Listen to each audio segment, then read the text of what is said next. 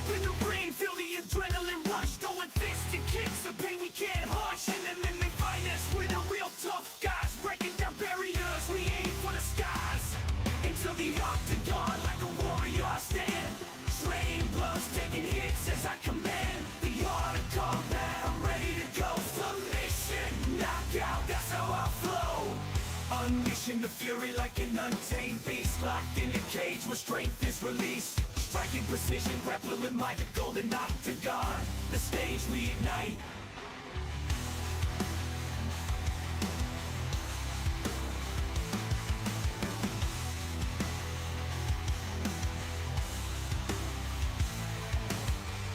Unleashing the fury like an untamed beast, locked in a cage where strength is released. Striking precision, grappling like the Golden Octagon. The stage we ignite.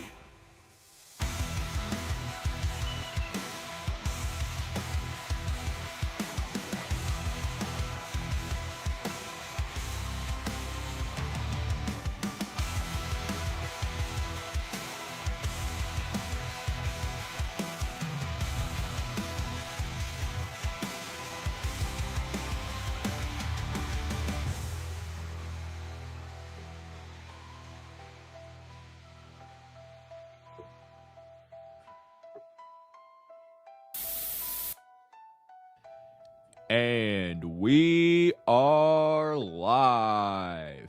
Welcome to the Golden Octagon MMA Podcast with your hosts, Matt and D Rose.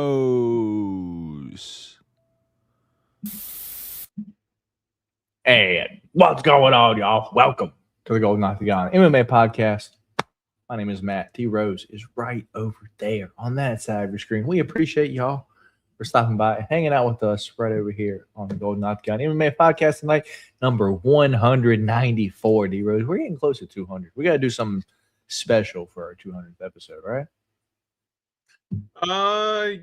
Yeah. We'll have some stuff in the planning. We got some time, but yeah, we will have to maybe have to do something special. I don't know. Have some sort of celebration.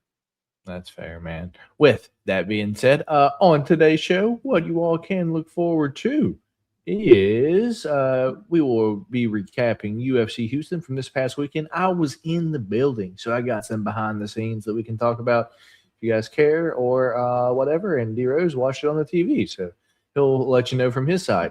We've got the Wheel of Doom, and finally, it's not me, D-Rose, for the first time this year. What is it? Fourth card now. Third time this year that it was up for one of us was having to do it. And I've had to do it 2 times now. It's finally your turn for the Wheel of Doom, dude. I'm so excited for that. We've got some UFC fight announcements and news to go over. Lots of fight announcements, D-Rose. And this upcoming weekend's UFC Mexico, maybe that's what I put because when I created this on Monday, the cartel was at war with the Mexican government. So I wasn't sure the fight card was going to take place in Mexico City. So looks like that's where it's still happening. Things have calmed down. Still doesn't seem like the best situation, if I'm going to be honest. So anyway, I assume it's going to happen there. But me and D-Rose will give you our picks, predictions, breakdown, preview of the fights this weekend. But before we get into that, D-Rose, how have you been over this past week, my guy? And then we'll get into the chat. Yeah, man, things have been great. You know, just trying to get things going at work. It's been a little bit of a tough slog of a month, man. But we're trucking along as we typically have to do in the car business. But yeah, my bets got absolutely cooked. You know, Fluffy in a few, had Ante Dalia in a few, and I know we'll get into the fights, but yeah, just absolutely killed me. So yeah, the best didn't go too well, and as you guys might have noticed, I just lost my patience with the beard and went ahead and gave it up. Just went ahead and went full chin strap at this point. I'm a pretty impatient guy when it comes to this thing growing out. Just couldn't hang on to it. You know, I'm a clean cut guy. So decided to go with the chin strap. Has a little bit of a cleaner look to me, and I think I like the look. Throwback to the football days, yeah. Yeah, exactly. Takes him back. uh, all right, let's get in the chat. What's going on, Antoine? How you doing? How was y'all's weekend? I was in Houston, so drove Friday, watched the fight Saturday, drove home Sunday. That was my weekend. That was my weekend. Yeah, I think it's over now, Antoine. Hopefully, we'll see. Um, Antoine said he grew a beard at 16 and was taking beard pills at 38. Damn. Wait, hold on. I'm confused. No, he's saying that he grew a beard at 16 and that his dad was taking beard pills Ah, at 38. beard Yeah, pills. that's yeah, they like it's like growth vitamins and stuff. I've seen some of the stuff and I looked into it, but I couldn't. I went with the beard oil and the derma roller for a minute, and it just didn't make the progress that I wanted. Gotcha, man. Did you grab some good food in Houston? Yeah, I think so. I had some food. I had some good tacos, man. Dude, I'm so fat right now. I've just been eating so much food. None of my clothes fit anymore, man. It's not cool. I have to get active, dude. I'll tell you what you are. You are 100% a taco guy. Like, Yeah, dude. like every time like you talk about like going out, you're like, yeah, I had some good tacos. Like, I'm like, you are, if anything else, you are a taco guy. Yeah, man. It's good. It's good. Anyway, with that being said, let's get into the show. This here show, D Rose, we've got this past weekend UFC Houston. So we'll get into it. We'll start with the prelims if it's going to let me. It's going to load. Nice. All right. First fight of the night. Burned my bets. I'm sure a lot of you guys had bet Carly Judice by knockout along with me. And man, what I feared happened, D Rose. I was like, what happens if, Juliana Miller just happens to, fall down with Carly Judice and she just happens to get like on her back, 2 times for an entire round. It did happen for the first round, dude. I was like, oh no, man, here we go. So round 2, Crispy starts to get into work, and then round 3, she actually, clearly wins that round. At least I thought. Juliana Miller had some thoughts and opinions on that fight. I don't even know if you watched that fight, man. But Crispy Carly Judice wins via decision, as you predicted. Burned my knockout bets and my under bets. What's your thoughts on this fight? You are correct. I did not watch this fight. I saw Carly Judice won by decision, and exactly how you described it. It's sort of similar to how I thought the fight went. I heard enough about it. I was at work. I was a little busy for the first couple of fights, so and the ones that I figured were considered boring, I didn't go back and watch. But the next one, or one of the next few coming up, I watched a couple of them. It's like All right.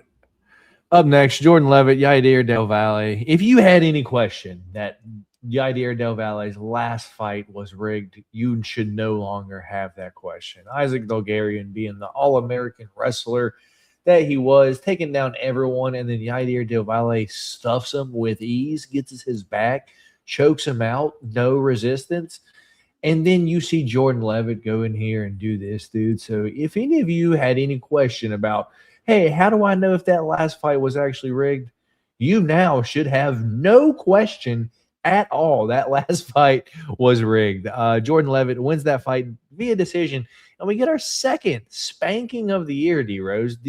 Jordan Levitt was actually spanking Yair Del Valle at one part of the fight. One thing that I did miss pre-fight to this, D Rose, was this fight was at 145. And Jordan Levitt was moving down, dude. I kind of missed that. I blew right over that. Didn't even pay attention. What's your thoughts on that fight, man? I also blew right past the fact that it was at featherweight, but I did hear Jordan Levitt talk about after the fact how I guess his career actually started at 145, and he had mentioned multiple times to the UFC beforehand, he had wanted to move down to 145, and that the PI didn't necessarily agree, I guess, where his body mass was at that point to cut down to 145. So he said he decided to make, the life choices, to try to, keep himself slimmer to give himself an easier chance to make that weight cut.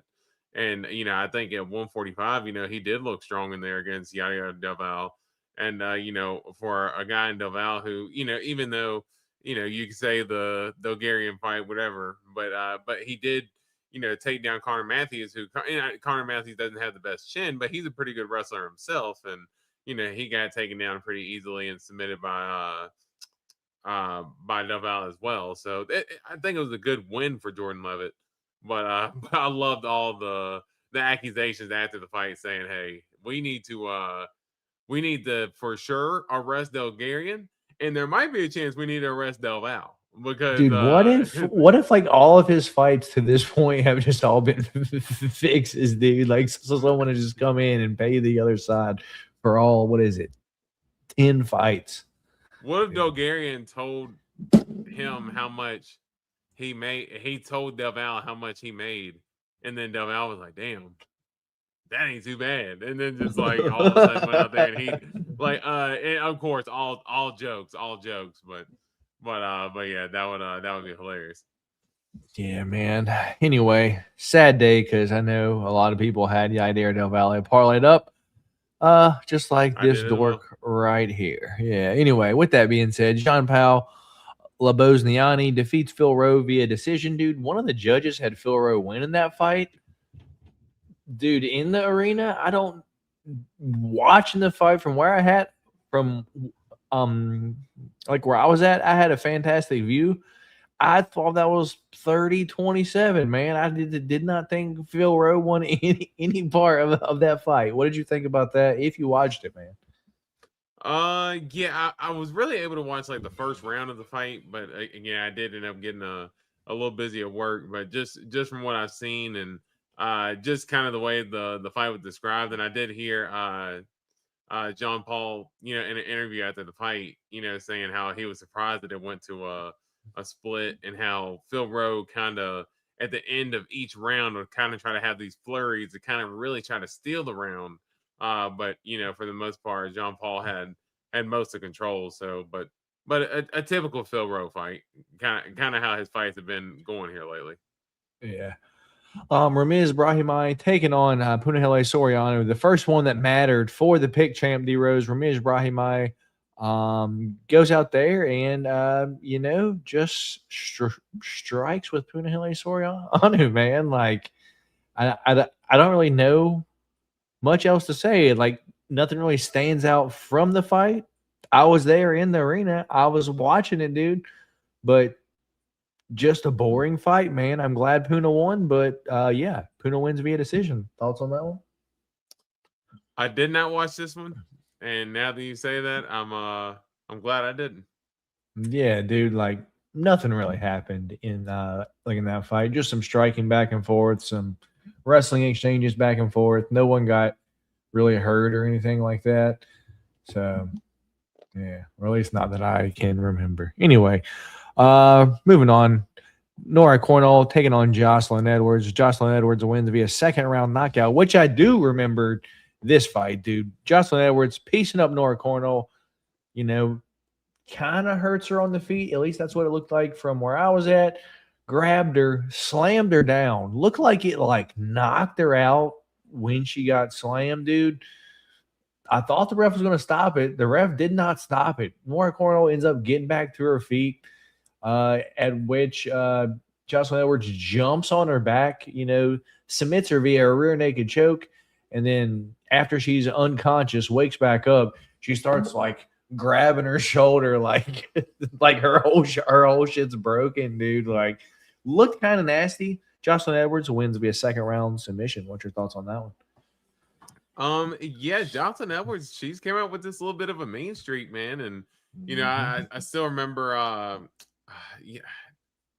Irina Alexeyeva. Does that sound right? I can't remember which fight it was or she might have fought the Russian Ronda or one of them, and it was. I remember it was involved in the pig champ, and I was so upset that it was involved in the pig champ because she won. Jocelyn Edwards did, and it was in one of the most boring fights that I'd ever seen in my life. And I don't know why I sat there for 15 minutes and decided to watch that.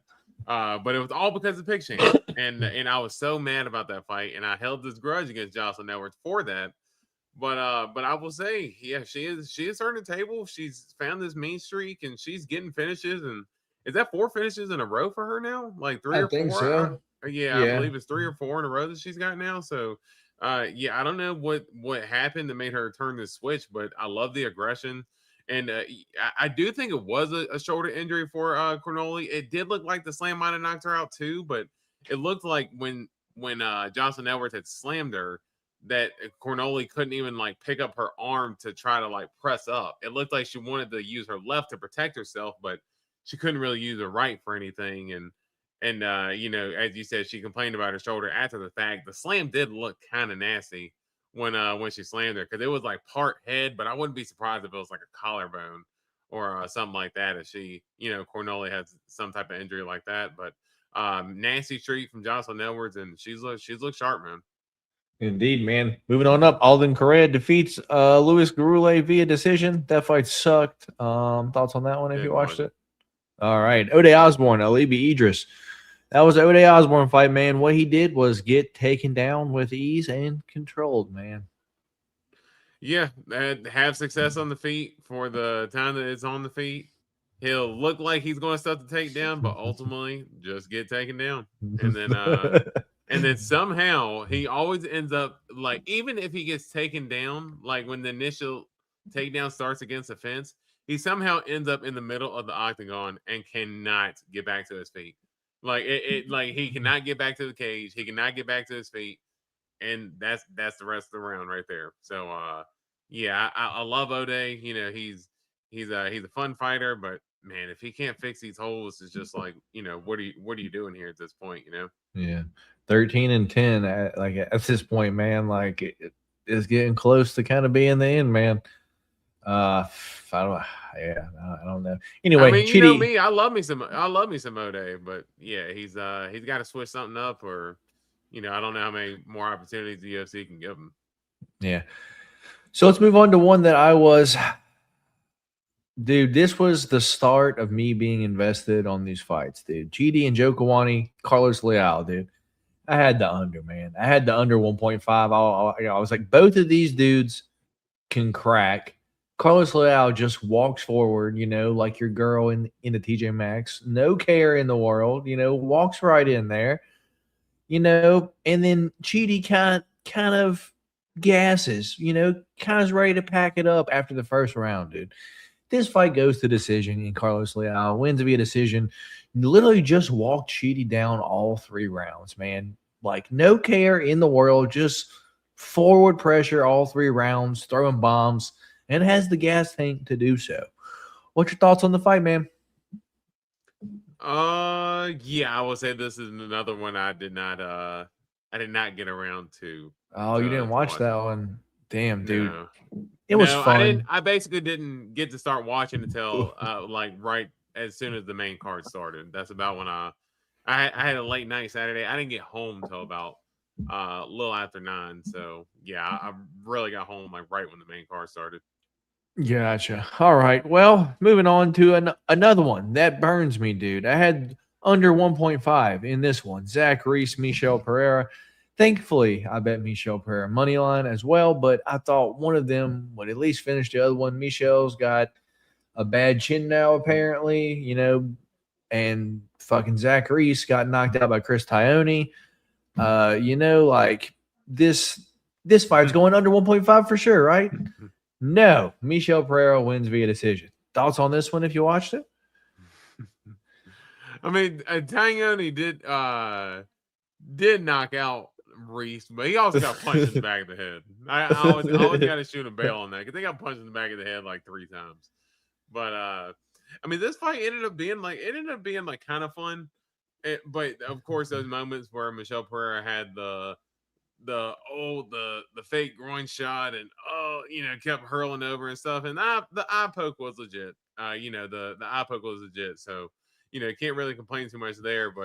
But even Dean Thomas had called out Michel Pereira on the broadcast, saying that, hey, it looks like Michel Pereira is kind of exaggerating these fouls, just to get an extra second or so to breathe and kind of get himself back into it, because I don't know what happened to his gas tank because I mean at 170 he had looked a little bit more, kind of calm and everything. And I would say now I don't know what happened, but it's like after the first like minute and a half in the first round, he just gets exhausted. And Zach Reese, he was tough. He was in it. He had moments, but Michelle Pereira, just kind of as I predicted, just too experienced, too good. And yeah, was able to get a decision win, a much needed win for Michelle Pereira. Yeah.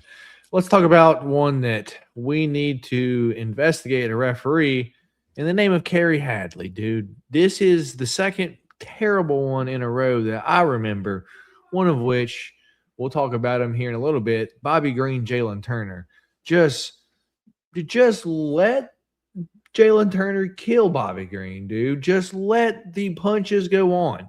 And then we fast forward to this past weekend, Josiah Harrell, Jacoby Smith, dude.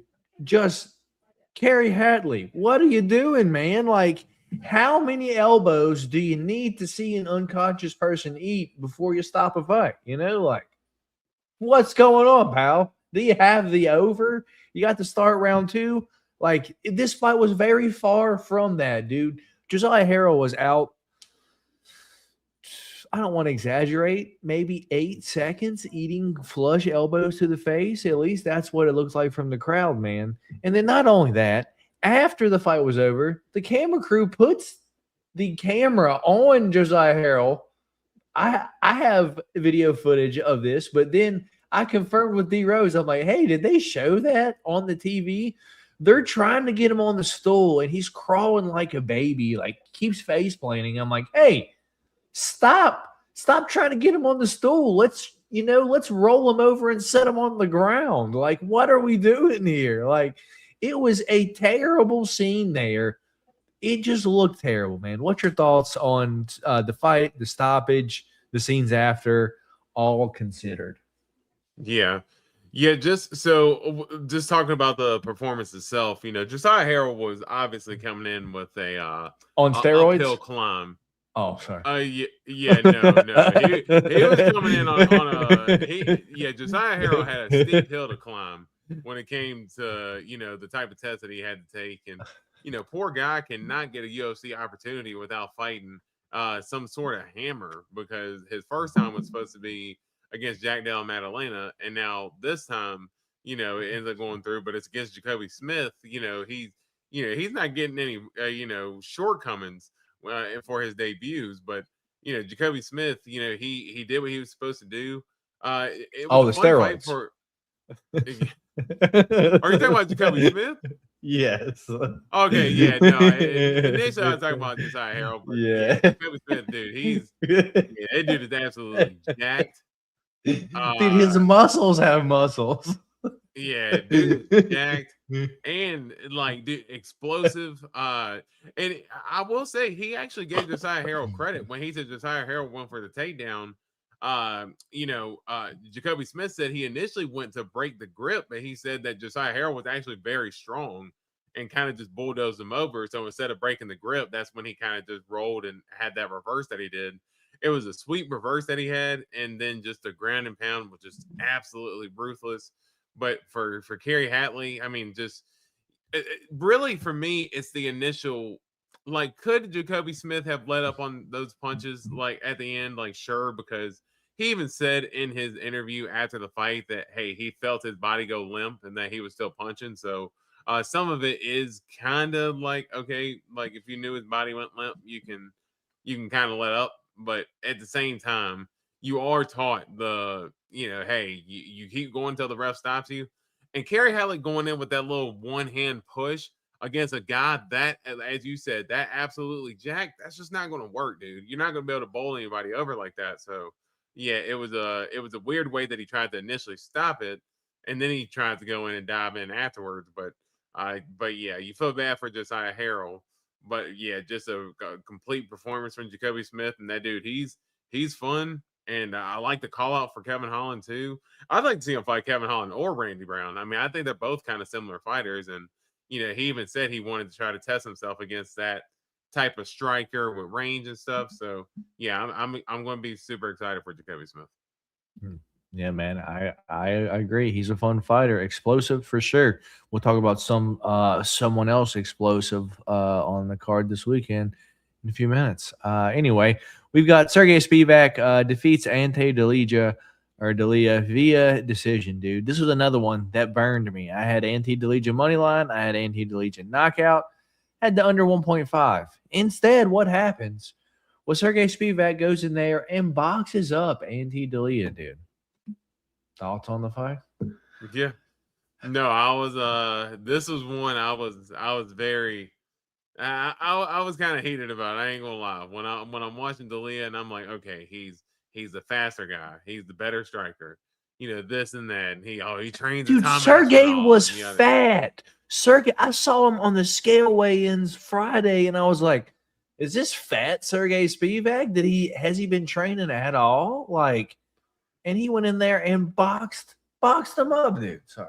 Dude, like D'Elia, he trains at Aspinall. He's an explosive athlete. He can make his way to the title. The Waldo Cortez Acosta fight was a fluke.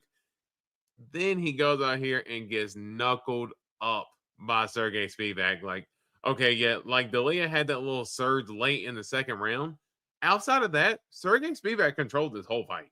Like from beginning to end with a simple jab. That's all it took was to snap a jab, and D'Elia just kept running into it, and his face was a bloody mess at the end of the first round, and his face looked like a prune at the end of the fight because Sergey Spivak was just knuckling him up and was the complete better fighter on the night. So yeah, complete performance from Sergey Spivak, and really again, I don't like to use that word fraud check too much, and I don't know if we ever thought D'Elia was that good, but Sergey Spivak definitely exposed some stuff in D'Elia's game. Yeah, he didn't game plan and bring the garlic. That's what happened. Anyway, another one. Surprising, dude. This was one of the only fights I had going to decision along with the main event. Thought it was going to be a violent card, dude. Thought it was going to be tons of finishes. Instead, all the fights that I thought were going to be finishes didn't finish, and all the fights that I thought were going to finish didn't finish, man. It was just like just in the arena, not upset because I'm in there enjoying the fights. I'm drinking, having fun, but at the same time, it's like just knowing that my bets are just burning, dude. Just that's in the back of my mind. Just sucks, dude. Ezekiel Costa knocks out Dan Ige round one with a spinning back kick, dude. Looked like he hurt his orbital in the arena. I couldn't really tell what happened or like what they said on the broadcast or anything like that. Thoughts on that one? I couldn't tell if it was his nose or his orbital. Like he was definitely. So when Ige got hit, like he was like I couldn't tell if it was one of those. Oh, he's rocked and like can't open his eye, or if it was from like you said the orbital. But I know the refs were checking his nose after the fight, and his nose looked to me his nose looked crushed. It almost looked like kind of like the Gaethje Max Holloway, except I think like Ige caught it more clean.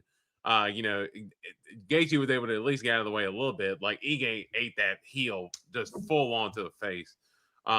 Dude, Melky Costa he is all of a sudden Steve Garcia. Like him and Steve Garcia just like have just started just running through dudes. Like and for Melky to run through Dan Ige like that, like you saw right from the beginning, just a size difference, and then his striking has came along so well.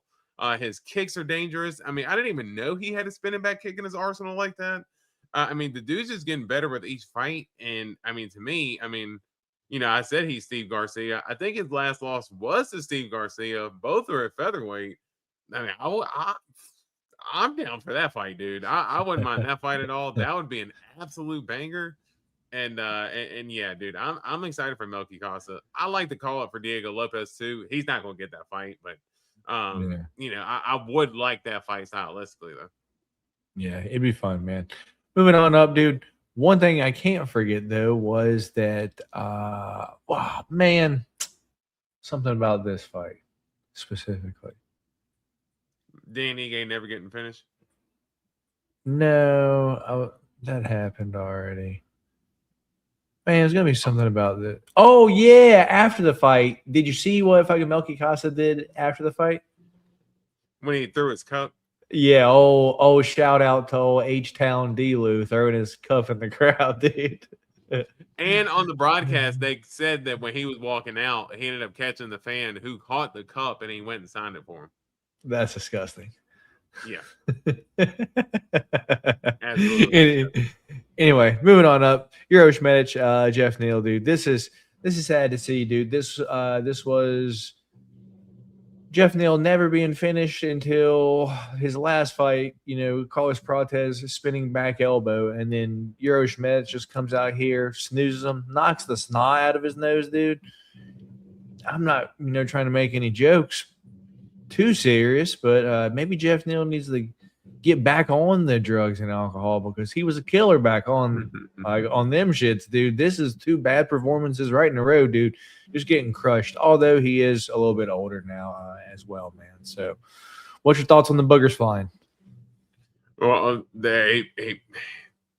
saved you from a pink this, sink. He might need. If it keeps up like this,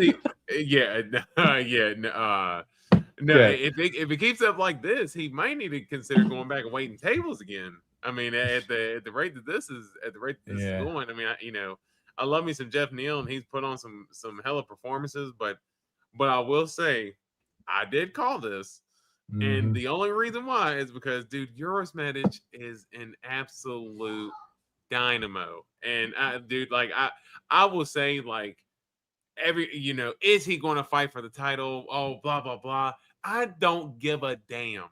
Uros Medic is one of my top 5 most favorite fighters watching the UFC because you know what?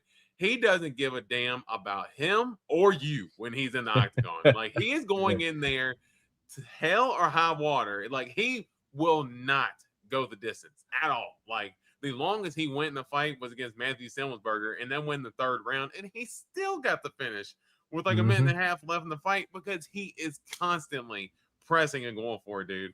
I love the dude. I love watching him fight. I love his post-fight speech and everything. The Houston, we have a problem and stuff like that. And him saying that, I don't care if, I might get knocked out, but you know what? I'm coming out back to knock all y'all out again. And dude, I love the energy. I love everything about Uros Medic, man. So, dude's so fun. You feel bad for Jeff Neal being on the end of that poster. Jeff Neal, he's been a fun fighter for a long time, but yeah, Uros Medic is the guy that, man, I absolutely love watching him fight, and I love that he got that spotlight in the co-main event. Yeah, man, on a card that wasn't looking great, man, and from the Dane Ige one to just finish out the card, it actually ended up being pretty fun card. So let's talk about the main event for just a second. Me personally, I will say real quick, Uros Medic for me personally was my biggest kind of like MVP coming out of the weekend. Like, I think he made kind of like the biggest statement and made the biggest pop. So just to throw that in there too. Love me some doctor, man. That's fair, man. We got a doctor fighting this weekend as well, man. But we got Sean Strickland, Fluffy Hernandez, dude. If you were to tell me that Fluffy was going to go in there and not shoot takedowns, I would have questioned the entire game plan. I'm like, oh, Sean Strickland's for sure going to win this fight. But Fluffy went in there and boxed with Sean Strickland, got him up against the fence of 2-3 times, but didn't really go for takedowns too much. And then, what was it, round 3, Sean Strickland hits Fluffy with a knee to the body, dude. Fluffy's weakness, the knee to the body. And from that point, he was just kind of hunched over, and Sean Strickland just started unloading on man. The knee to the body, Fluffy's weakness. Thoughts on the fight? And also, can you see Fluffy maybe going down another weight class? Just in terms of the fight, I did think that I had picked Fluffy. So a lot of people thought that Fluffy was going to be able to finish Sean. I did not think that. I had even said that. I was like, hey, the fight might be a little bit boring. I think, Fluffy might, make it boring, might get some back control, whatever the case may be. But I thought he would do enough to be able to win the fight. But to me personally, I just think Fluffy didn't shoot because Sean Strickland didn't really give him an opportunity to do it. Like I just think that Sean Strickland's defense was on point. His, I know the jokes are jabs and teeps and stuff like that, but those weapons were on point, dude. And he was snapping Fluffy with them. And Fluffy, as soon as Sean Strickland started popping that jab, in the first round, I'm sitting here scratching my head and I'm like, oh man, like this ain't too good. And I think Fluffy, he ended up getting like a little bit of that rhythm there at the end of the first round. And I think even on the strike count at the end of the first round, Fluffy did have more strikes landed. But as that second round started going, I even messaged you at the end of the second round. And of course, I know you're, time lapse, you're a little bit ahead of me, but I even messaged you at the end of the second. I said, this ain't looking good for Fluffy here. Cause I was like, man, he's just getting knuckled up now. And in that third round, Sean just got the perfect timing. And for Sean to be pulling the tools that he pulled, we're not necessarily used to seeing him pulling those knees and stuff like that. And I did think that Sean was a little bit more aggressive in this fight, because a lot of my criticism of Sean Strickland's fights was he always says fight to the death, and then he goes out there and then just is the most reserved fighter out of everyone who says go to the death. So this fight he did have a little bit more of that aggression. He didn't necessarily have to go in there and jump into the fire to land his shots, but he was landing clean shots, found that perfect knee, as you said, Fluffy's weakness, and was able to finish the job. There's been a couple people who have hurt Fluffy to the body on this win streak, like Michelle Pereira, and I believe Roman Kapilov did as well. Neither of those guys could execute, but Sean Strickland was able to do it. Mm-hmm. And thoughts on Fluffy maybe going down to 170? Yeah, I mean, I would like to see if it wouldn't necessarily kill him, because I don't know, he could probably make some lifestyle changes, or maybe he could just bulk up a little bit at 185. I mean, that wouldn't necessarily be a bad thing either, because he was smaller than Sean, but I mean, look how much he was able to throw around Roman Kapilov, I mean, look at Roman Dolidze, dude. Like he fucking fights up at 205. I'm sorry. Yeah, that's what I meant was Dolidze. Oh, okay. But yeah, Roman he threw around Roman Dolidze, a guy who fought at 205. So I don't think it's necessarily like a size thing per se.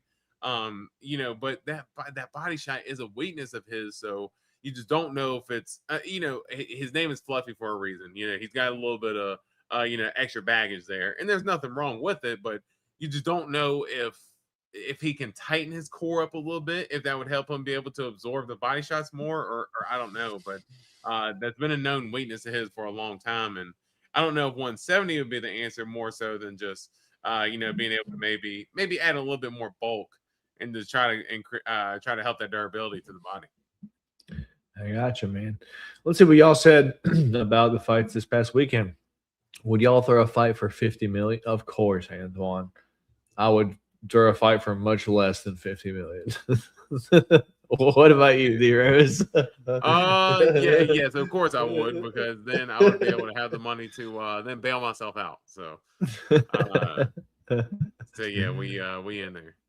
I'm not even trying to be like that. Edwards is the thickest fighter outside of Perez. And it's funny because we're talking about her in an hour or so. Indeed we are, Antoine. Indeed we are. Antoine. You are trying to talk like that. What's going on, Austin? How you doing, brother? Sorry I'm late. Been losing $200 at the casino. Oh, no. Well, hopefully you made a few UFC bets, Austin, to win that shit back for this weekend. Do you think Jeff retires after this? No. What about you, D-Rose? No, he didn't. I mean, I didn't see any like statements or anything like that, but he didn't really get too much out of this fight, and he's a competitive dude, so I would imagine that he would want to at least get one last chance to kind of get right. Yeah, Austin says UFC retires before Jeff does. I mean, Jeff maybe retire from working. Maybe UFC retires before Jeff, but yeah, Jeff might have his hand forced here sooner before later. Yeah, and Antoine, I think how they like to do it though is lower their contracts in their negotiation. Oh yeah, just kind of like be like, all right, you've been losing. You either need to retire or take this like fucking lower pay and fucking get ready to fight these dudes off the Contender Series. Yep. until you can work your way back up, basically. And then they ain't having it. And I can't necessarily blame them. Yeah. I'm sorry. I missed the main event. Who do you think is the next logical for Anthony? I think it depends on what he does, Antoine, whether he goes down to 170, stays at 185. If he stays at 185, I don't see him dropping too far out of the top 5. Maybe the winner of Pyfer versus Izzy. That's exactly what I was about to say. Was I think maybe the winner of that fight, or maybe just maybe Joe Pyfer in general. Maybe even if he does lose it, Izzy, I could see Joe Pyfer getting a fight against him, or maybe depending on who comes out of that Kyle Bahayo and RDR fight, maybe loser of that fight, because I know that fight's relatively soon. Is that next week, I believe? It might be next week, dude. Yeah, Bahayo RDR. So yeah, you can maybe run the winner or loser of that fight as well. I think there's a couple different options for him at 85. What's the best story of a fighter literally working his way back up into title contention from being unranked? Got to be Brandon Moreno, right? Like after being cut from the UFC, fighting his way back into the UFC, becoming champion. Yeah, I mean he's got one. Michael Bisping's got another. Big time story where he was a underdog, and he worked his way up and just kept falling short. And then of course Bisping took the 2-week notice fight and going out there and shocked the world against Luke Rockhold. So I would say that's that's another. Brandon Moreno is a good one.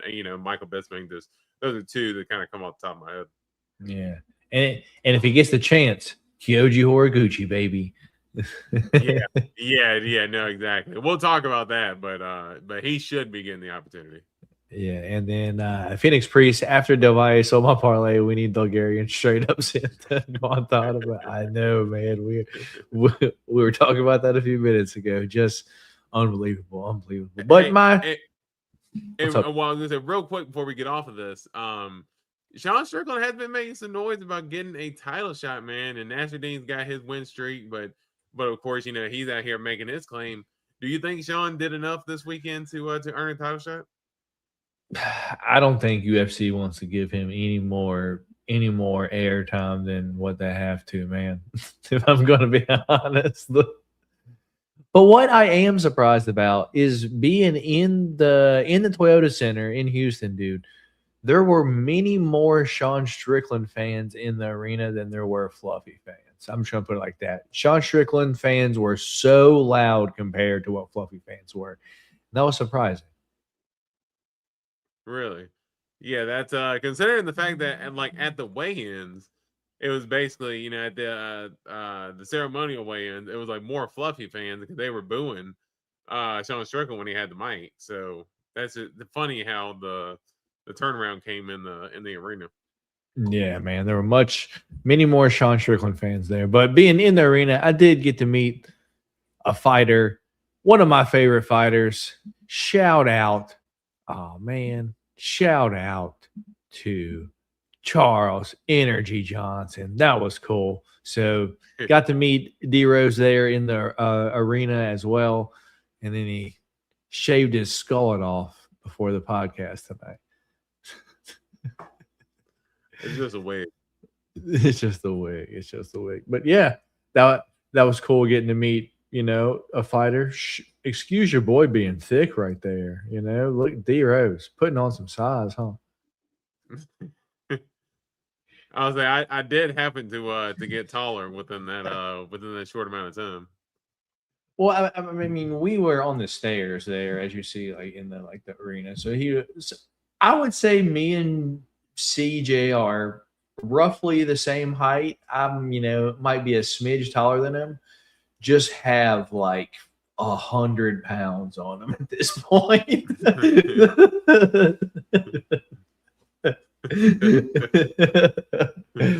Oh my goodness. Let's see what you guys got to say. Who's the biggest underdog in UFC history to come through and win, in your opinion? It's got to be Julian Opinion, dude.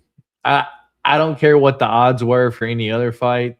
When Julian Opinion knuckled up Amanda Nunes, that to me is the biggest underdog story to come out of MMA, dude. What's your thoughts, D-Rose? Yeah, yeah, that one. I mean, gotta be, Massera too. Him beating GSP. Him coming on. What was it, the Ultimate Fighter? Because I know he had a stint in the UFC previously before he had gotten back on the Ultimate Fighter. So, he was kind of like a castaway that came back and knocked out GSP. So maybe that one too. But you are right, man. I do this, man, especially because of course, I didn't watch Matt Serra GSP live. Watching Nunes and Julian Pena live was just absolutely nuts. Dude, and I could not believe what was happening. Dude, that was the one that I was like, oh my Dude, God. I remember like messaging you like during the fight. Like I was literally just like laughing and giddy like the whole time. Like I'm just like hysterically laughing because I'm like, dude, Juliana Pena is really knuckling Amanda Nunes up. Like, what is going on? And yeah, to get the sub, it was crazy. Yeah, man. What was it like driving to Houston? I don't know, man. Just drove on the highway. Like, yeah, not really too much different than where I'm currently at. How is the tap water? I don't drink tap water, Antoine. Were you guys aware of the Ultimate Fire Championship when Matt knocked out GSP? I don't even know. I think that was a little bit. Yeah, I think that was a little bit before my time. I think maybe the earliest I maybe started watching it. D-Rose, what was the first Brock Lesnar fight? What was that? Like 2009 or something? Yeah, 2008 or 9. Yeah, that's around the area that I came in. So close to 20 years. It was about Brock Lesnar, Kimbo Slice time. Was about when I kind of started like really. Well, when we kind of started like paying attention to it and stuff. So I think that's when a lot of people did, man. Do you have a favorite season of The Ultimate Fighter?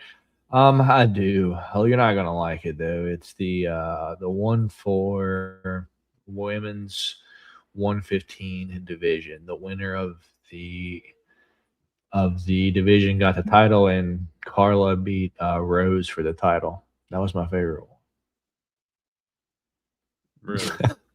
I don't know why. I've watched it a few times. So I don't know.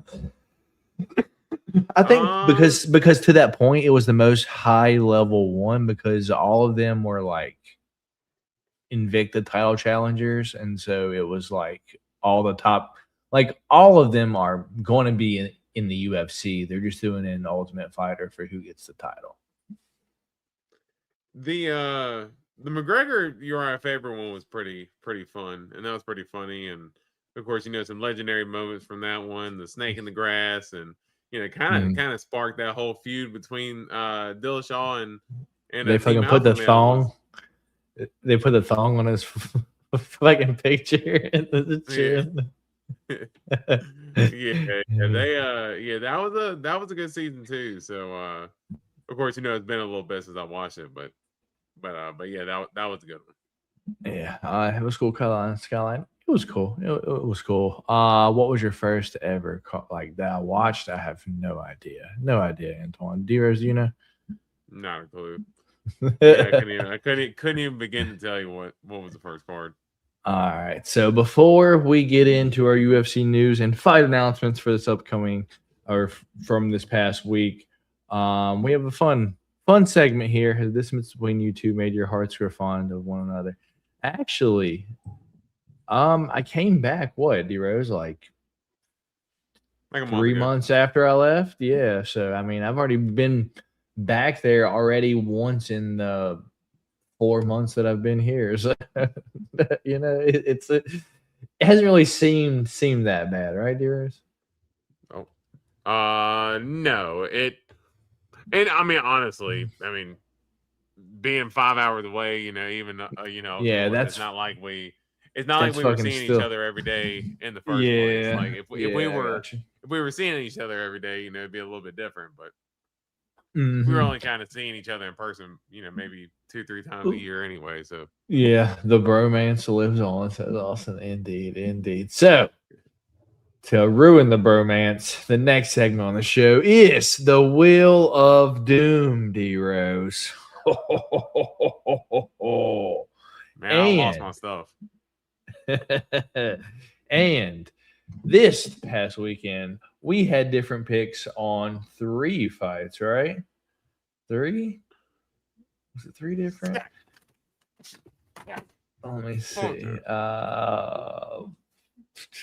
This past weekend, we had picks on 3 different fights. Punahele Soriano versus Ramiz Brahimaj, Alibi Idris versus Ode Osborne, and Jeff Neal versus Urosh Medic.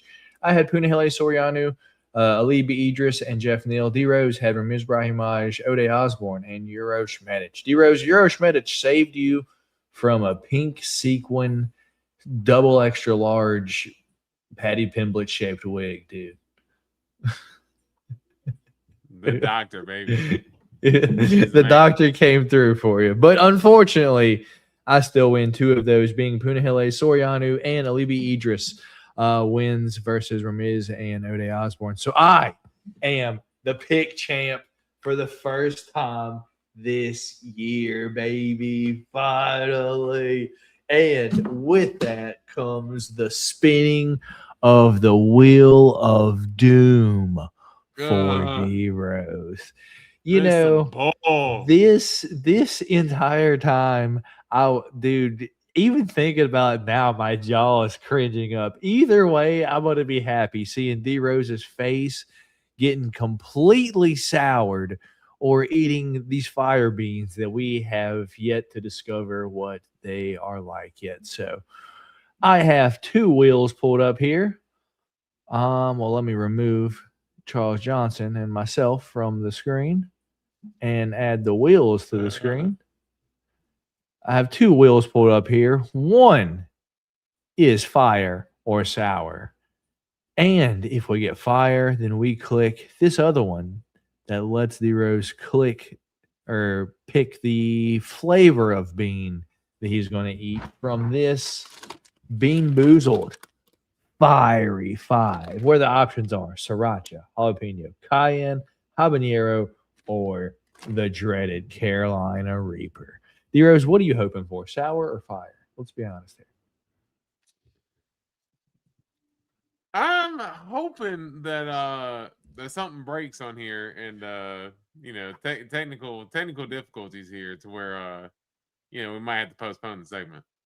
All right. Well, that being said, I am going to spin this for you, and just know that ain't shit breaking over here. Crack. The wheel explodes. Oh, is it going to be fire? D-Rose is going down, dude. Sour, D-Rose. The fire has yet to be discovered still, dog. The fire has yet to be discovered. So what we are going to do here. I still got the bag here from when you would deliver these. Yeah, delivered them to your Christmas wreath outside, dude. In honor, since I'm not doing it this week. Let's play some tunes. Oh, now you got the tunes ready. Yeah. Oh, now you got the beat. I wasn't focused on, not like, oh, damn, now I got to eat this. I actually have control over here. I'm not doing anything. So what flavor is D-Rose eating out of his sours this week? It is the mega fruits. It looks like it's like a... Goodness gracious, that coating, dude. It's white. That's what color it is. Dude, I can't tell what color it is. It's just all right, D-Rose. You're about to get the full screen. You're about to get the full screen. Whinging. Oh, I haven't even eaten it yet. Exactly. I've just seen you eat it, and now I'm nervous. Dude, you should be. And the rules stand. No spitting that shit out. You gotta keep it in there. D-Rose.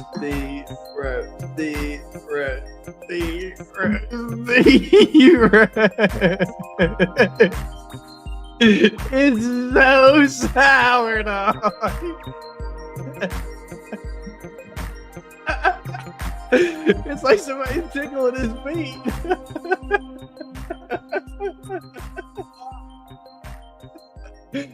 Oh my God. Dude, it doesn't stop. You think it's gonna be over, and it's not over. It just keeps going.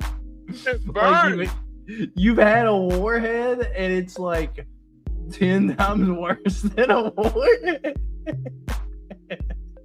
Dude. Like, it literally burned. I know. I've had to do it twice already. It makes you start sweating God. and shit. Your eyes start watering. Dude. Like wait until it starts. starts.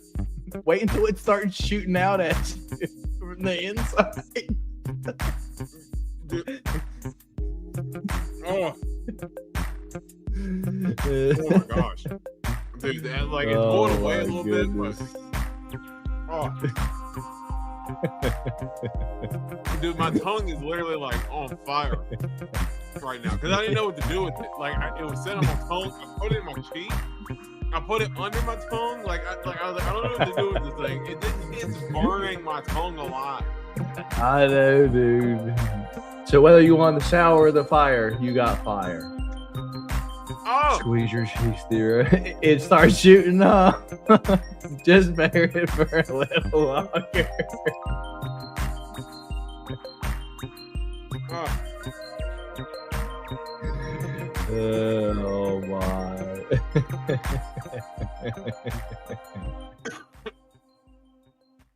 It like went down the wrong pipe, and now it's like burning my throat. Oh man, what fun times here on the Golden Octagon MMA Podcast. My head hurts from laughing. Dude, that is like legit brutal, dude. It's not like, I don't know how to explain it. Like, I guess it's like, oh, just sour candy can't be that bad. Dude, it's the most longest lasting sour thing on earth. It doesn't stop. Dude, like, so I'll say this: the actual candy, like, it Not has a good flavor. not that bad. Yeah. Like, the to actual get candy to has it- a good flavor, dude. That coating, like, that is like 5 layers of coating that's on that thing. Like, there are like layers to that. Like it is layered and just sour, this pungent, just absolutely terrible. On the warhead scale, how many warheads do you think it would take to eat at one time to feel that? At least 8. At least. 8 warheads at once. Yeah, at least 8.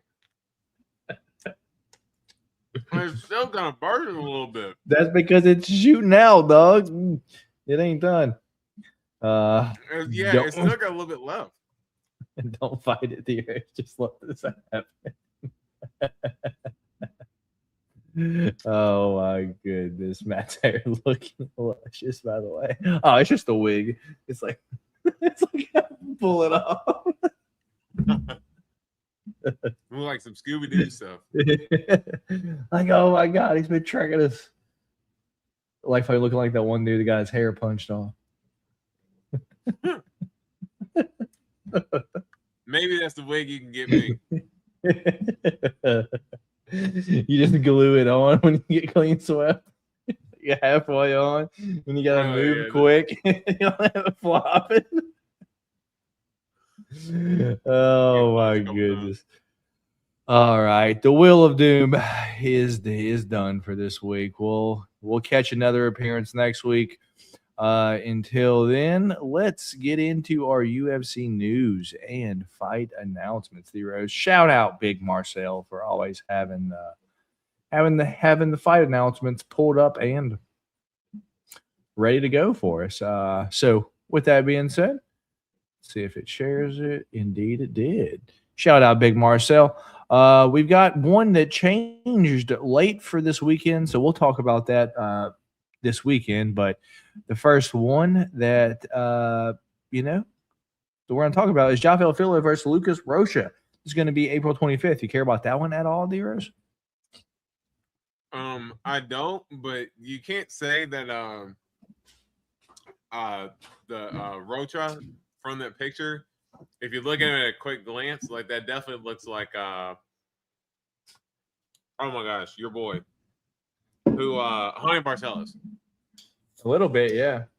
Yeah, like quick glance. It's the ears. I was like, yeah, It's I was the like, ears. is he dropping in the hair too? I think because it looks kind of. I know it's supposed to be like the blonde, but it looks blonde or great. whatever. But Yeah, gotcha. Mm. But yeah, I got you. You're like, I couldn't care one single bit. For 2026 stream, you guys should dress up as each other. Halloween stream, I'm here. Curious, did y'all listen to T.I. back in the day? I did, Antoine. I for sure did. Probably like, what would have been like 2010 to like 2015, probably during that time frame. Yeah, he oh shit, I say even. I mean, T.I. been out for a little bit. Yeah, I mean, he had 24s out in what 2004. So I mean, he was. I don't know. You know, he been hot for a little bit. So, or I mean, he at that time, but yeah, T.I.'s a kind of our era. He's kind of one of the top guys. Yeah, he's beefing with 50 Cent. Everyone beefs with 50 Cent, Antoine. Well, T.I. dropped that in like an actual diss track. Like he actually went at 50. Oh, I'm not wow. gonna lie, that diss track that T.I. did is actually kind of fire. Oh, shit. Anyway, back to the UFC fight news. We've got Michelle Montague that dropped out of the fight this weekend, D-Rose. It looks like she is already scheduled again for Mayra Bueno Silva on Vegas 116, April 25th. So she was going to fight against Ernesta Karascate this weekend, but she pulled out of that fight, and it looks like she's already rebooked again in the same day. So kind of odd. Probably a weight issue thing, yeah? Well, is she moving up to 135 or? Oh, yeah, that's a good question because this does say women's bantamweight because this one this weekend's for sure at 125. Yeah, so maybe Right, she ain't able to make 125. Right. Well, because I know that Bueno Silva was kind of going back and forth with 25 and 35 too. So who knows who this would be at? But yeah, this is a bantamweight. Maybe you're right. Maybe it could be an issue. Yeah, it does say women's bantamweight fight 135, so not too surprising there then. We've got Melissa Croden, Scare Croden, taking on Dara Zalesniakova. It's going to be UFC Winnipeg, Canada, April 18th. You care about that one at all, D-Rose? I do not. Me either. I know Scare Croden's got some power, but aside from that, I don't really care too much. One that was surprising, dude. And I don't hate the fight, fun fight, but I don't want to see any kind of press conference for this dude because Josh Hogan's just going to obliterate Curtis Blades. Yeah, like. Yeah, I mean, I can't imagine they're going to have like a big press conference just because, I mean, we really don't know who's going to be fighting, and I don't know if you're going to get the most sound bites from who's going to be the main attraction, and that's going to be the top two fights. So and I know the speculation of who the top fight will be. The co-main will be Tyra, and we'll get in that too. But yeah, I mean, it's April 11th. It ain't too far away, man. Like fucking 6 weeks. Right. Yeah, you need some kind of announcement, but yeah, I doubt they have a press conference. I'm surprised just in terms of them making the matchup. Not necessarily that. I mean, it's two sides of the coin in that Josh Oak's pretty young in the game and inexperienced, and it's like, man, you don't want to throw him to the top of the division, but I mean, heavyweights like 18, 19 guys anyway. So it's like if you win one fight, you're pretty much ranked. So Josh Hogan kind of worked himself into this position by having some pretty good performances and being a little bit of a loudmouth in the process, and it's it's But gotten him dude, to this he point. beat 2 absolute cans so far, man. Like that's a big jump real quick. Like not even Oh, a believe me. fucking not even a tie to Avasa, Justin Tafa along the way, dude. Like this is straight Curtis Blades. Let Curtis Blades be the dog, and he will get a significant amount of my money. I Yeah. doubt he will be. I gotta imagine Curtis Blades to be the favorite just because of the experience. But yeah, if he's any sort of underdog, he is getting a good portion of my money. Because experience level, you know how I am when it comes to that. It's just it plays a big factor, man. And size too, man. Fucking there's no shot fucking Curtis Blades ever makes 205. As for fucking Josh Hoke, it looks like he probably could cut down to 205. I sometimes wonder if that would be Josh Hoke's best bet. But I mean, we had to see, how if he can go in here and handle Curtis Blades, then he's on a rocket ship to the moon. But Yeah. we got to see. Another crazy one, dude. We've got Joaquin Buckley taking on Sean Brady. Apparently, ever since Joaquin Buckley told Sean Brady that he didn't wash his ass, there's been beef here, and they're finally going to get the fight. If Sean Brady makes it to the fight because he don't wash his ass, indeed. What's your thoughts on this one? Buckley's way of calling fighters out is unique. Let's say that. But honestly, I think it's a good fight because I think it's a good test for both. And really, this lets you know whether both of these guys are in the top 6, 7 of the division right now. I think John Brady's probably gonna be about probably ranked 2, 3, somewhere around there. I know he's ranked number 1 before that loss to or I know he's ranked number 2 before the loss. It actually says it right here. Sean Brady is ranked 6 as Buckley's 9. Okay, so 2 top 10 guys, and I think for either guy, if they win, it kind of re-solidifies himself up at the top, and the loser can plummet pretty big. So it's a big time fight with big time stakes, and 2 guys that 2 opposite styles, and they struggle against that other style. It's a fun fight. Yeah, I agree, man. I agree. We got one that, dude, this fight keeps changing, huh? I don't know how many different replacement fights we've got for Renato Moicano at this point, man. Is the Chris Duncan one going to happen? And if so, it's April 4th. This is an American top team guy too, so I'm curious to see how that kind of came into play, because not to say that they're opposed against fighting teammates. I know I think Rebesky and Chris Duncan trained together, and Chris Duncan fought him, but yeah, I'm curious to see if, as you said, the matchup has switched a lot. I'm curious to see if this will stick, but it's slated as the main event, so I would like that. And if it is the main event, I mean, this could be a banger of a fight. And yeah, I'm with Antoine. The Apex. It sucks that it's in the Apex. I think this could be a banger of a fight. Chris Duncan. I'm all in for Chris Duncan, man. He dude's one of the most fun fighters in the sport. Yeah, man. Is Kavanagh not going to be fucked training at 21 meters in Mexico about 2 weeks on 2 weeks notice? That's my thought. I don't know how fucking Brandon Moreno is only like a minus 200 favorite right now. I would expect him to be much more, but I see a lot of people on Lonnie Kavanagh this week. I personally don't see it, but we'll talk about it here in a bit. Let's see what else we have here. Josh Van Tatsuru Tara, dude. This is the one you've been waiting about, and I guess you could talk about what will be this says co-main event. And dude, if you Google it, it has 2 blank pictures there, but in the middle it says light heavyweight title for the main event.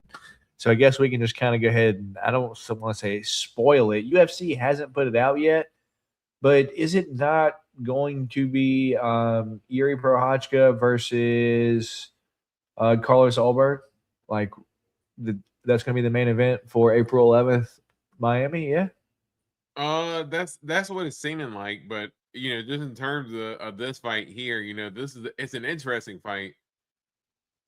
I will be completely honest. I was shocked that they gave Tyra the title shot. I mean, I know he's got the 2 wins since coming off the Royval loss, but and he finished Moreno, which has never been done. It was a hell of a finish, even though I did think the stoppage was early.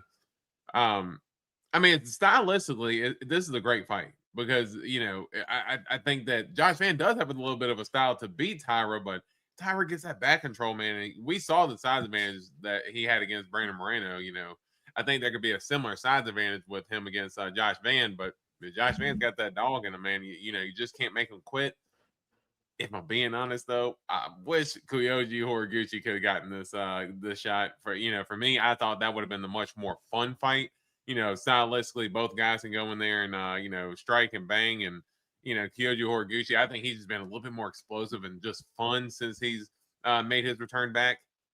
I would have preferred Kyoji Horiguchi getting the title shot. I know Manel Kopp's out there as well. Some people are wanting him to get the title shot, but it's nothing but good problems for the flyweight division because it's a bunch of good guys up at the top and who can make some fun fights. Indeed, man. Indeed. We got Gaston Bolaños, Jay Young Lee. Do you care about that one? I know I don't. No, I don't. All right. Don't care. Here's one that's surprising. Probably the last one that we talk about before we jump into this fights for this weekend.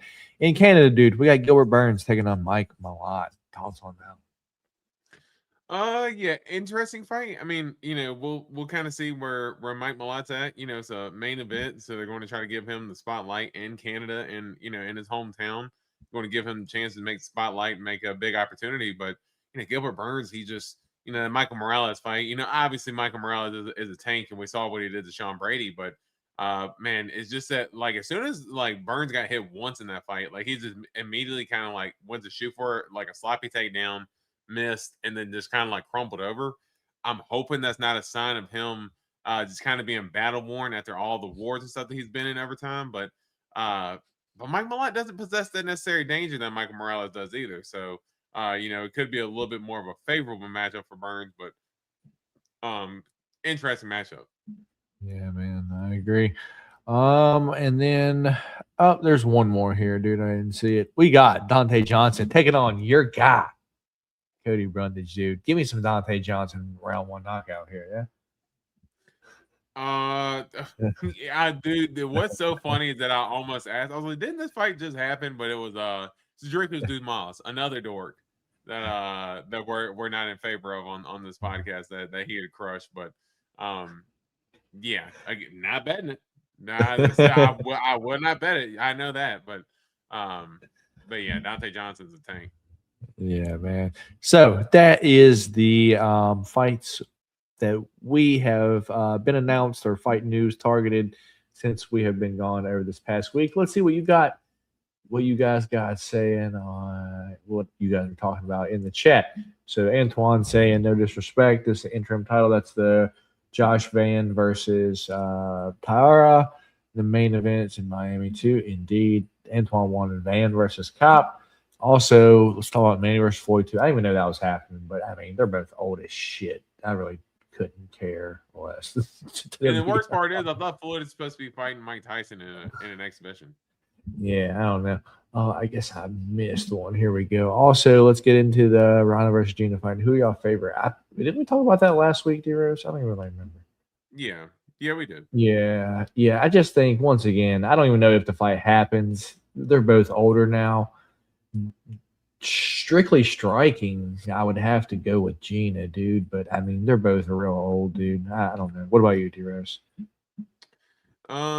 Yeah, both are kind of old, and I saw Ronda's footage. It looked like she's trying to box again, so she wants to go in there and try to do that against a well-credentialed striker and Gina Carano. I mean, you look at Gina Carano on the pads, and she looks. Her striking definitely looks clean, and it looks a lot cleaner than Ronda's. So, I agree. So, without any further ado, let's get into the fights for this upcoming weekend. Man, we're missing Dave here. We are missing Dave here. We're missing the raunchy comments. There's this fight card is filled with dick and ass, booty, and balls, if you will. Man, and we're missing our number one guy here to be here breaking it down with us. So, Dave, if you watch this back, just know that we're thinking about you, man. Just know that we're thinking about you. Let me share my screen with the Alien Perez fight week for Dave. Hell yeah. I know, dude. Alien Perez fight week, dude. What's going on? And He's probably asking why is it not the main event? Right, dude. Crazy. But let's get into the fights for this upcoming weekend, man. So this upcoming weekend in Mexico City, Mexico, wasn't sure if it was going to happen, but it looks like it's going to happen. Prelims start at 5 p.m. East Coast time. We have 13 fights to break down and go over. The main event is Brandon, the Assassin Baby Moreno, taking on Maloney Kavanagh. We've got in the co-main event Marlon Chito Vera taking on David, the Doctor Martinez. Feature fight of the night is Daniel Zellhuber versus King Green. So dumb of a name. Anyway, Edgar Chairez taking on Felipe Buns, our first ass mention of the day. You might call him Bunez. I call him Buns because he's ass. Anyway, Imanol Rodriguez taking on Kevin Borjas, or El Gallo Negro, translated to English, the Black Cock. So our first dick of the card, dick mention. We've had one ass mention and one dick mention so far. Let's go Santiago Luna versus Angel Pacheco. Jose Medina versus Ryan Gandra. And does Jose Medina fall in the ass category, in your opinion, D-Rose? The name or the game? Jose Medina? Does he fall in the Yeah. ass category, or is he like like Felipe are you Bunez talking is about in the ass category? Yeah. Well, okay, so you're talking about his style. Then yeah. I mean, he is cheeks, just to say that, but like Jose Medina is the guy who's brought in to make others look good. That's kind of just the way I can say it. Like he was never like projected to do well. That's fair. So that's our second ass of the card. Let's move to our third ass of the card in Aileen Perez taking on Macy Chasson. Can't forget that one. That's an important one, right? And that's the one where that's probably the best one on the card. If I had to put money on it. That's the one where we're missing Dave at. And then we have Christian Quinones taking on another ass in Chris Moutinho. Yeah. Cheeks, you say. Yeah, anyway, we got Douglas De Silva, De Andrade taking on Javier Reyes. We've got Ernesta Carrascate taking on late replacement Regina Kill Bill Taran. I've been seeing her on my Instagram all day today. She's the late notice replacement, 7-0 undefeated Mexican fighter that I think she's got 6 finishes, dude. So pretty good fighter. Moving on to our next ass, dude. We've got Eric Silva. When's the last time we saw Eric Silva fight? Has it been 2-3 years? He was 38 years old, blowing out his knee, losing to TJ Brown, dude. Like, what? And you're just now back in the UFC, dude. Taking on Francis Marshall, dude. Like, if Francis Marshall is like a minus 1,000 favorite, like, what are we doing here? Eric Silva is another ass. And then moving on to our second penis of the night, we've got Wes Schultz taking on Damian Penis. So that's where we'll get started with the fight card. So about 4 asses and 2 dicks on this fight card as a whole, dude. It is in Mexico City, so we have to keep that in mind that these guys could be gassing. If we got some gassers on the card, just know that it's going to be exacerbated for this fight card. And with that being said, D-Rose, what's your thoughts on it as a whole, man? There's been a pretty consistent theme here. Been a little bit of body parts, as you could say. There's been a little bit of the theme. This card is right along with that. It is cheeks. This card is cheeks. So, I was pretty lenient with the card last week. This has got it. I mean, best a C-. Like that's at best. Yeah, all the Cedric was do I mean, look, we're fight fans, so at the end of the day, we're grateful for the fights. But I mean, is there going to be a lot of anticipation around these fights? Nah, not necessarily.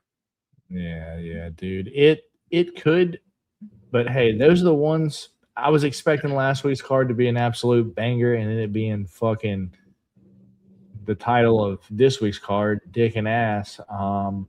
But the main card ended up delivering though. Like you can't like the prelims were cheeks, but when it got to the main card, like that main card delivered. So you can't really, you ended up with a good night overall.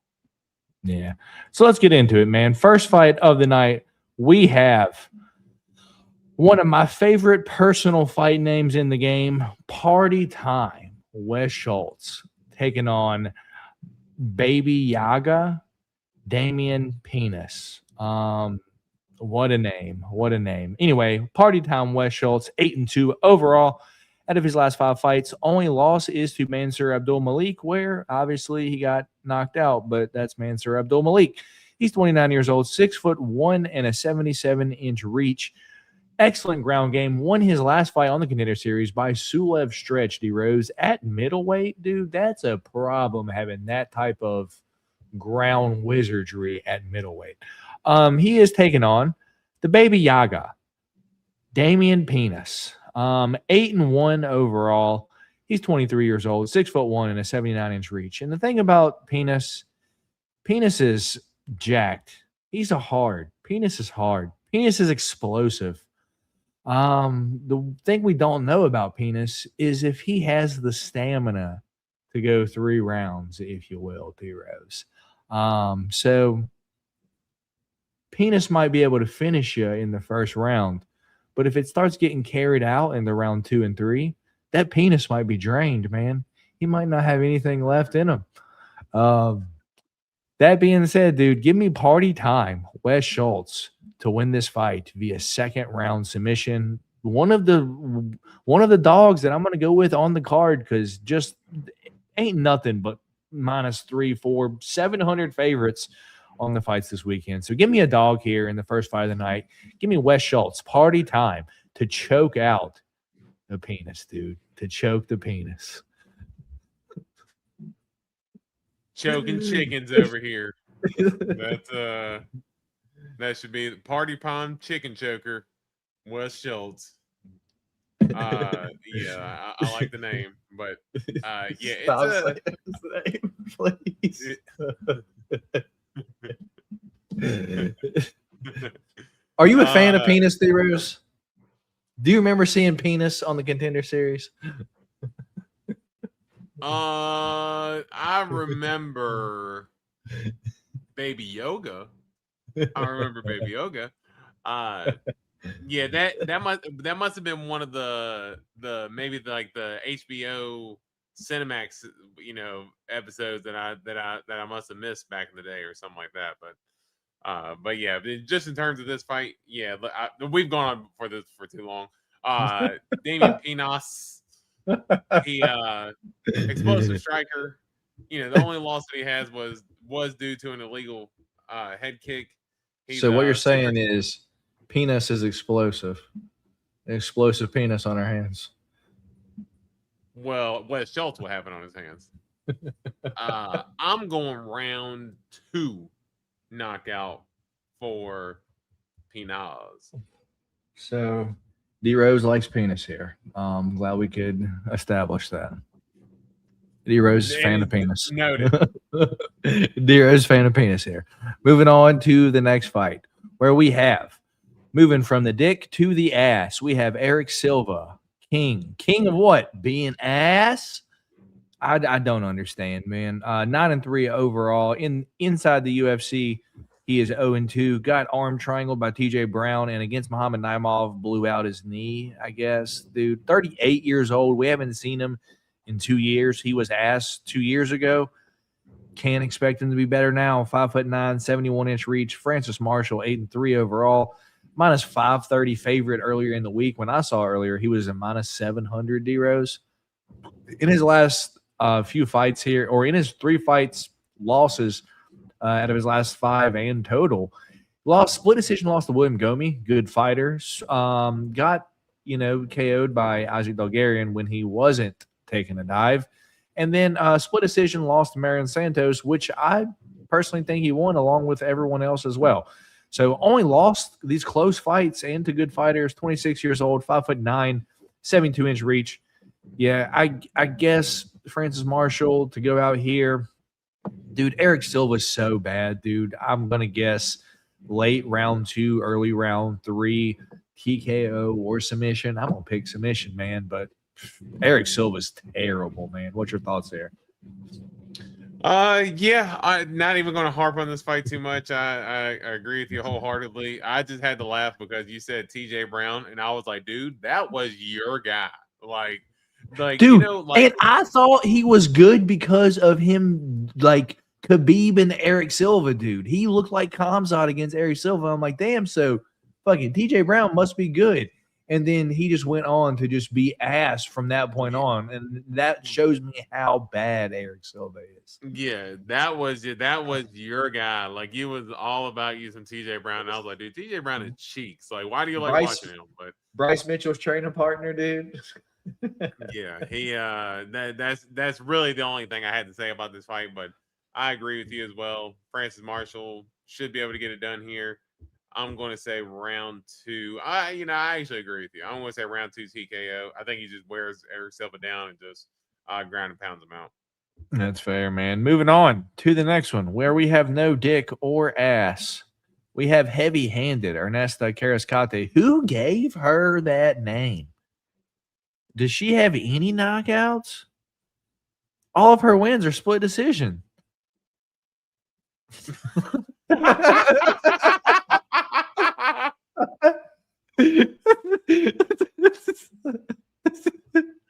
Yo, not even by decision. Like, bro, even unanimous, I'm like, okay, I might cut you some slack. Like, bro, not every one of your wins are by split, bro. Like, really?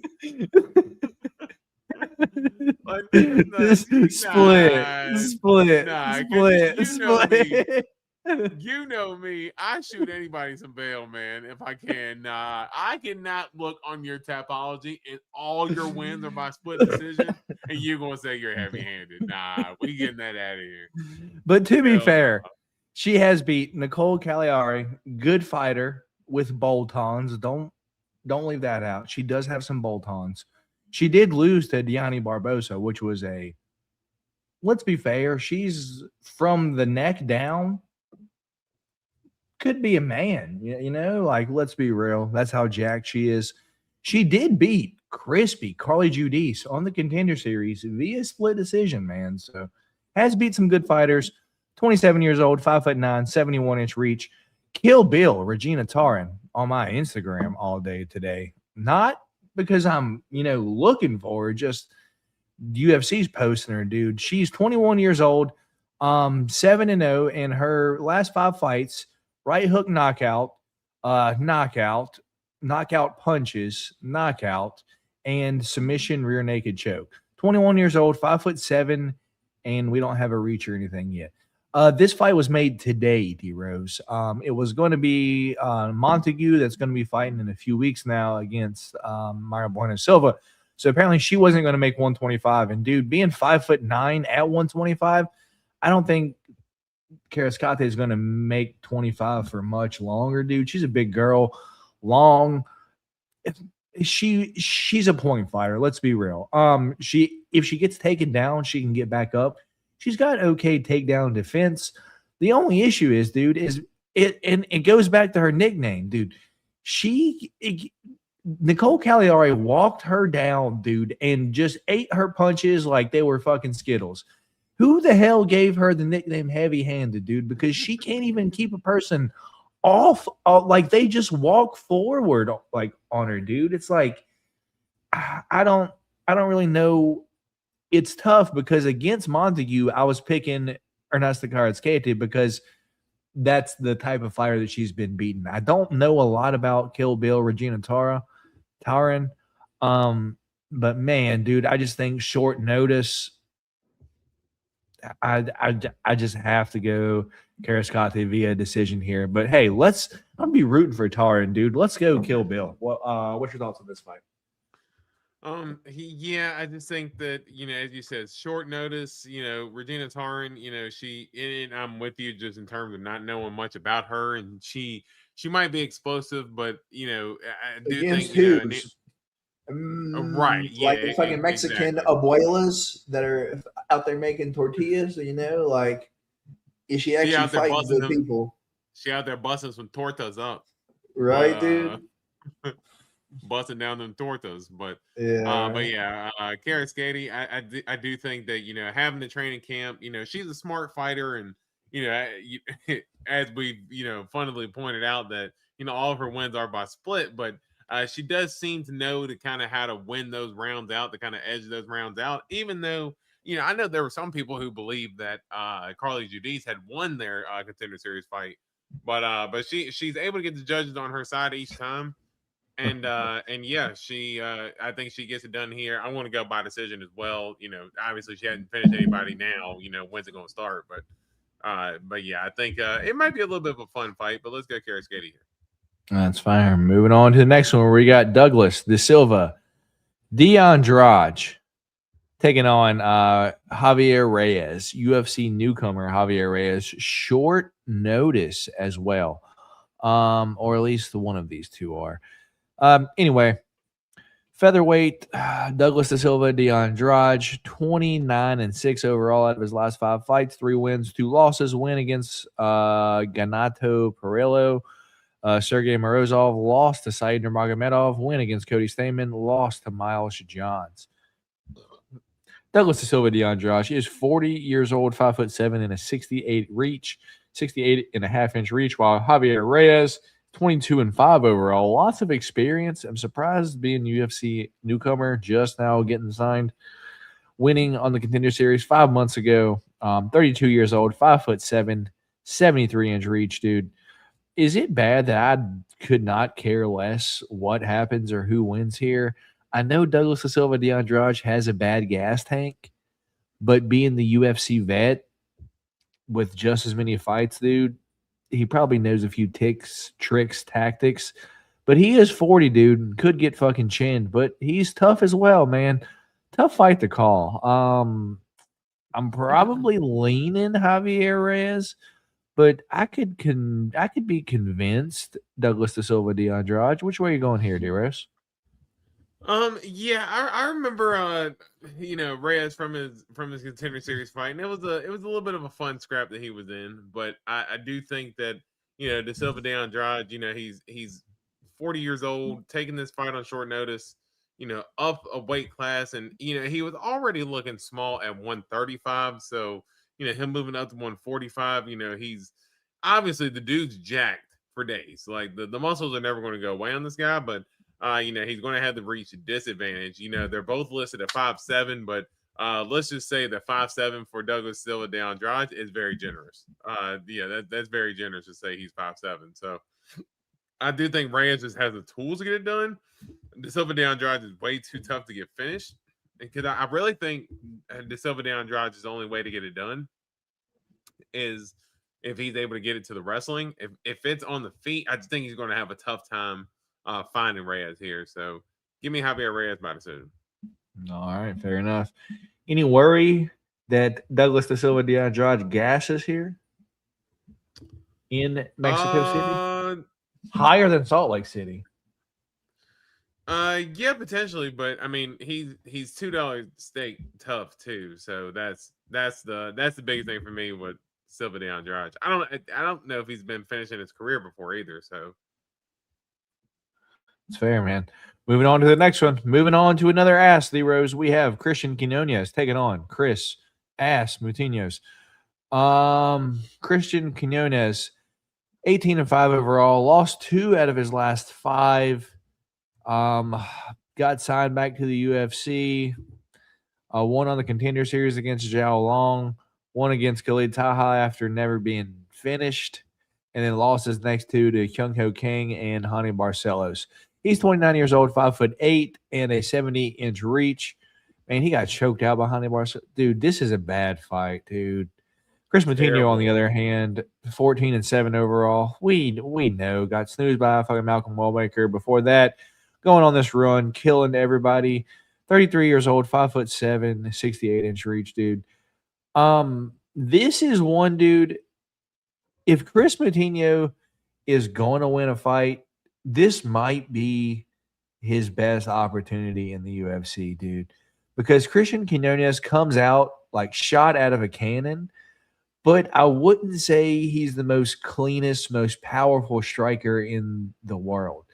And I know he fucking gasses. And in Mexico City, is he prepared for all three of these rounds?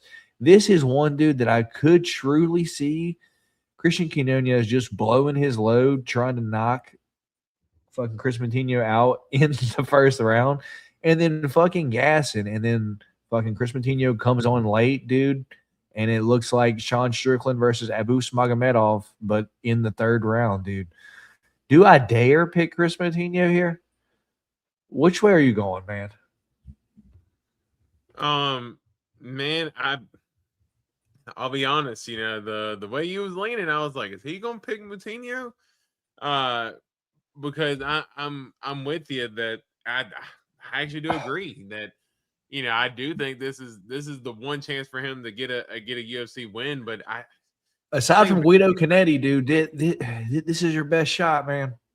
Yeah, well, I do think that Christian Quiñones, I think he's going to be a little bit bigger. I mean, they only say it's a 1 inch, a size disadvantage for Moutinho, but I feel like that size advantage is going to be a little bit more. But if there's one thing that we know about Moutinho, he does have a pretty decent gas tank for the most part. They're both just not great, so that's what's. I'll say this, because if the odds on that are even close to what the odds are in real life right now, Christian Quiñones has no business being a minus 600 favorite against anybody. Yeah, he has no business being a minus 500 for that matter. The bet line is almost making me want to go Chris Moutinho, and you know what? By God, I think I'm going to do it. I'm going to go Chris Moutinho here to get it done by decision. I just don't think Christian Quiñones is that great.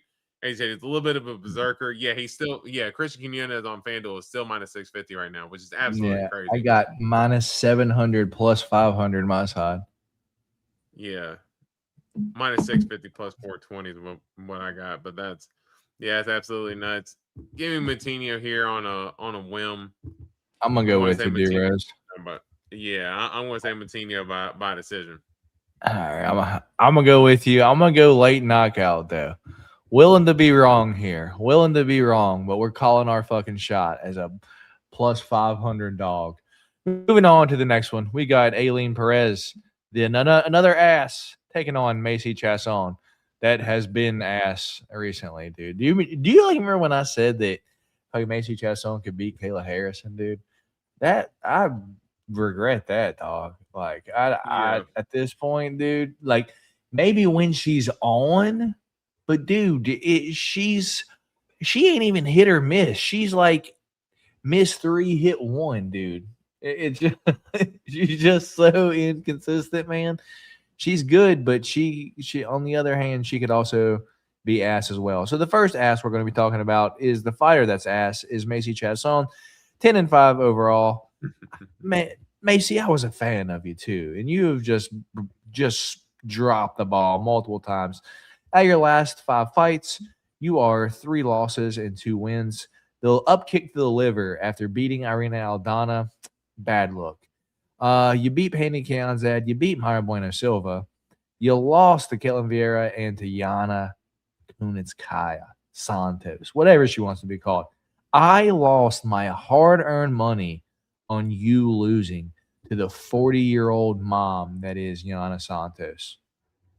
Disgusting. I called that too. Yeah, 34 years old, 5'11", 72-inch reach. While Aileen Fiona Perez, 12-2 overall, 31 years old, 5'5", 66-inch reach. Out of her last 5 fights, undefeated, beating Kara Hossa, Dara Zelezniakova, Jocelyn Edwards, Lucy Pudilova, and Ashley Evans-Smith.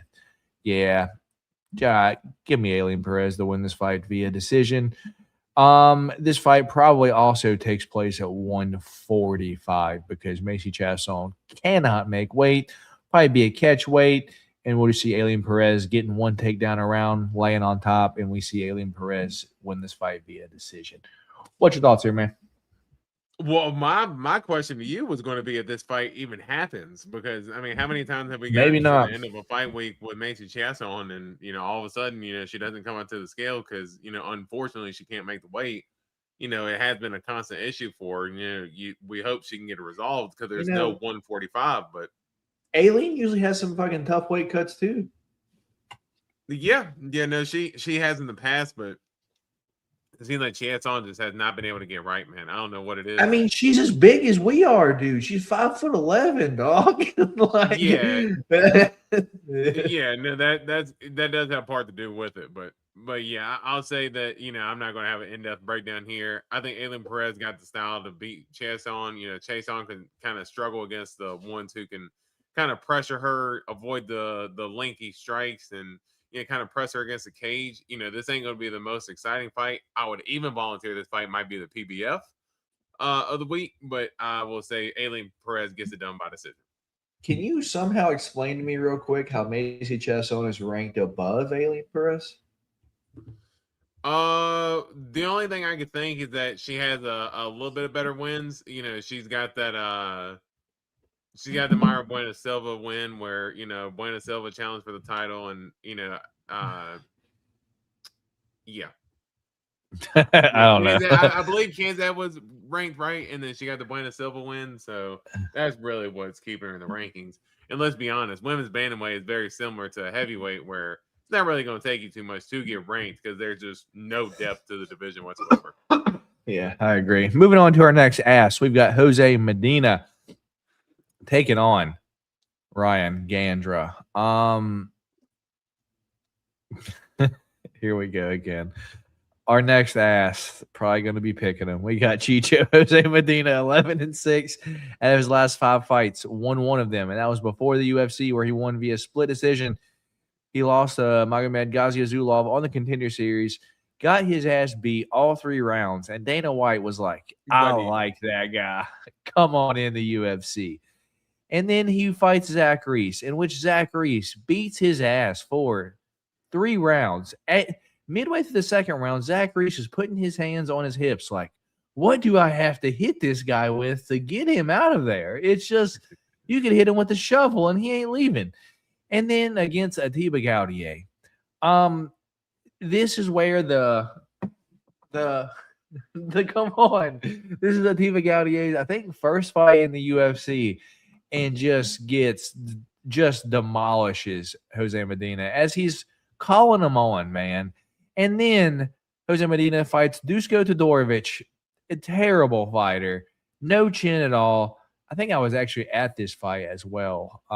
And Dusko wins via rear naked choke. Jose Medina is 34 years old, 6 foot and a 74-inch reach.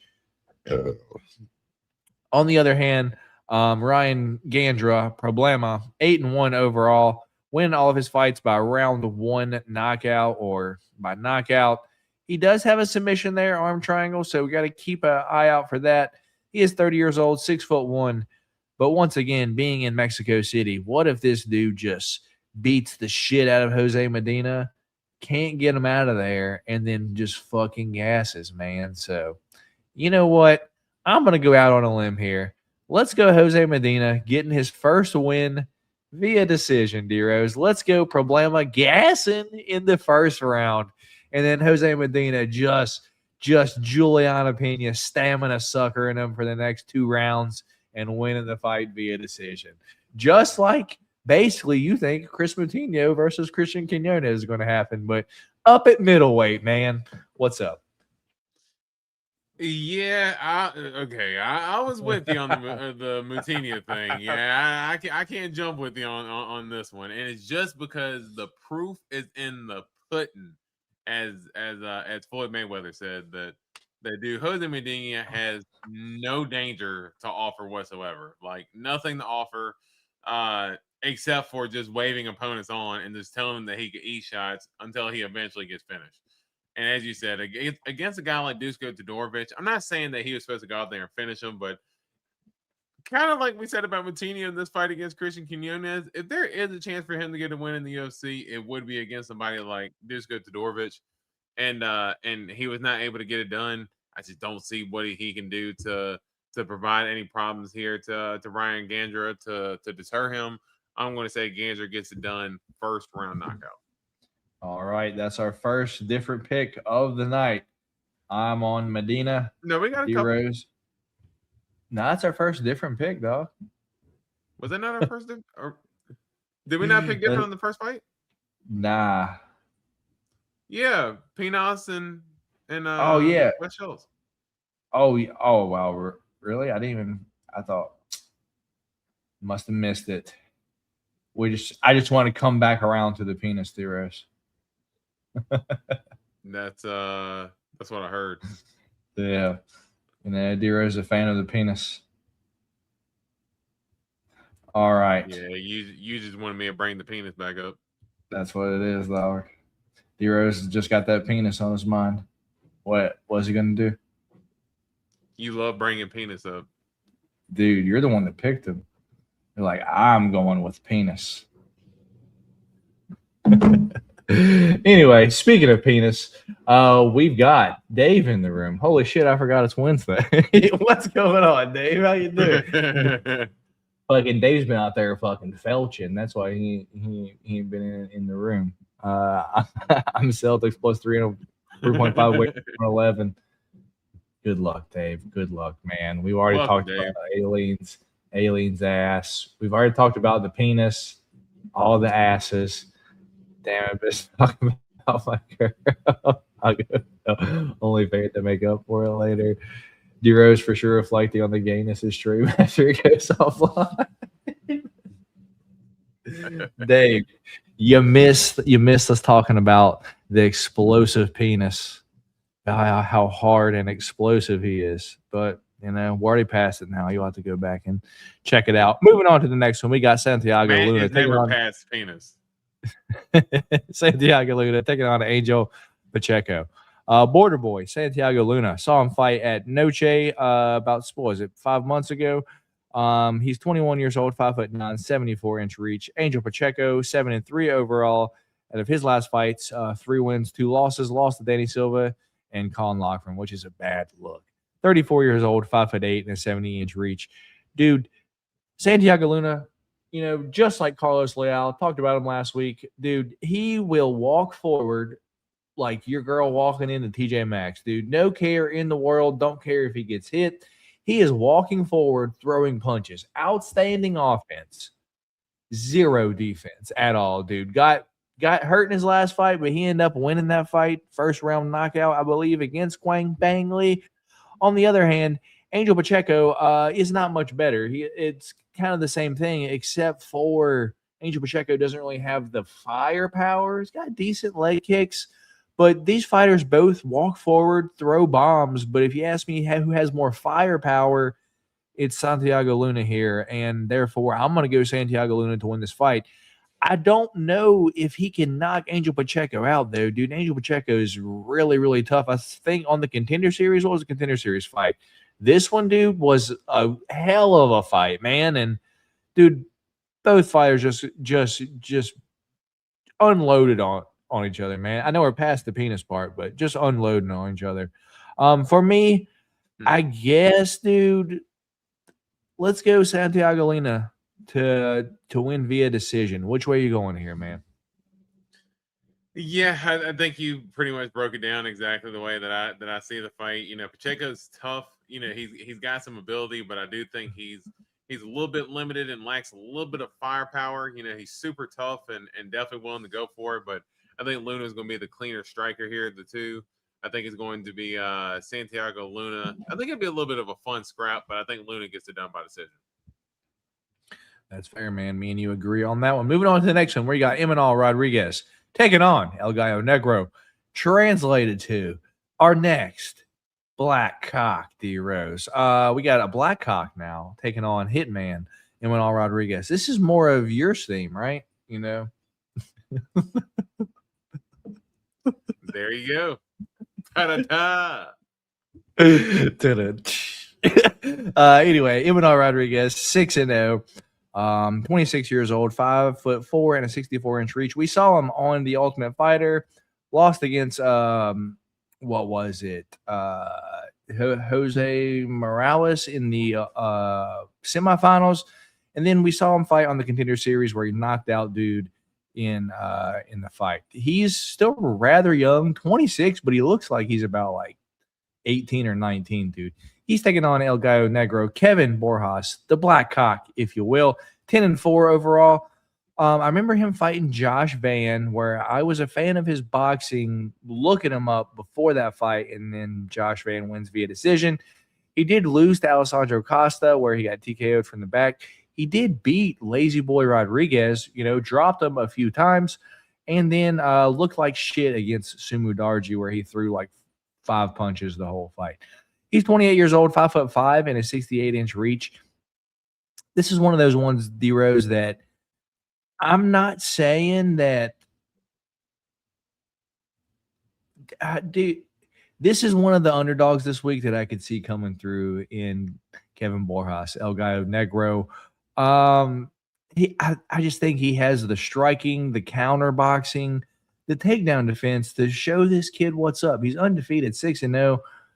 If he comes out here and looks how he looked in the Josh Van fight or the Lazy Boy fight, I could for sure see him win this fight.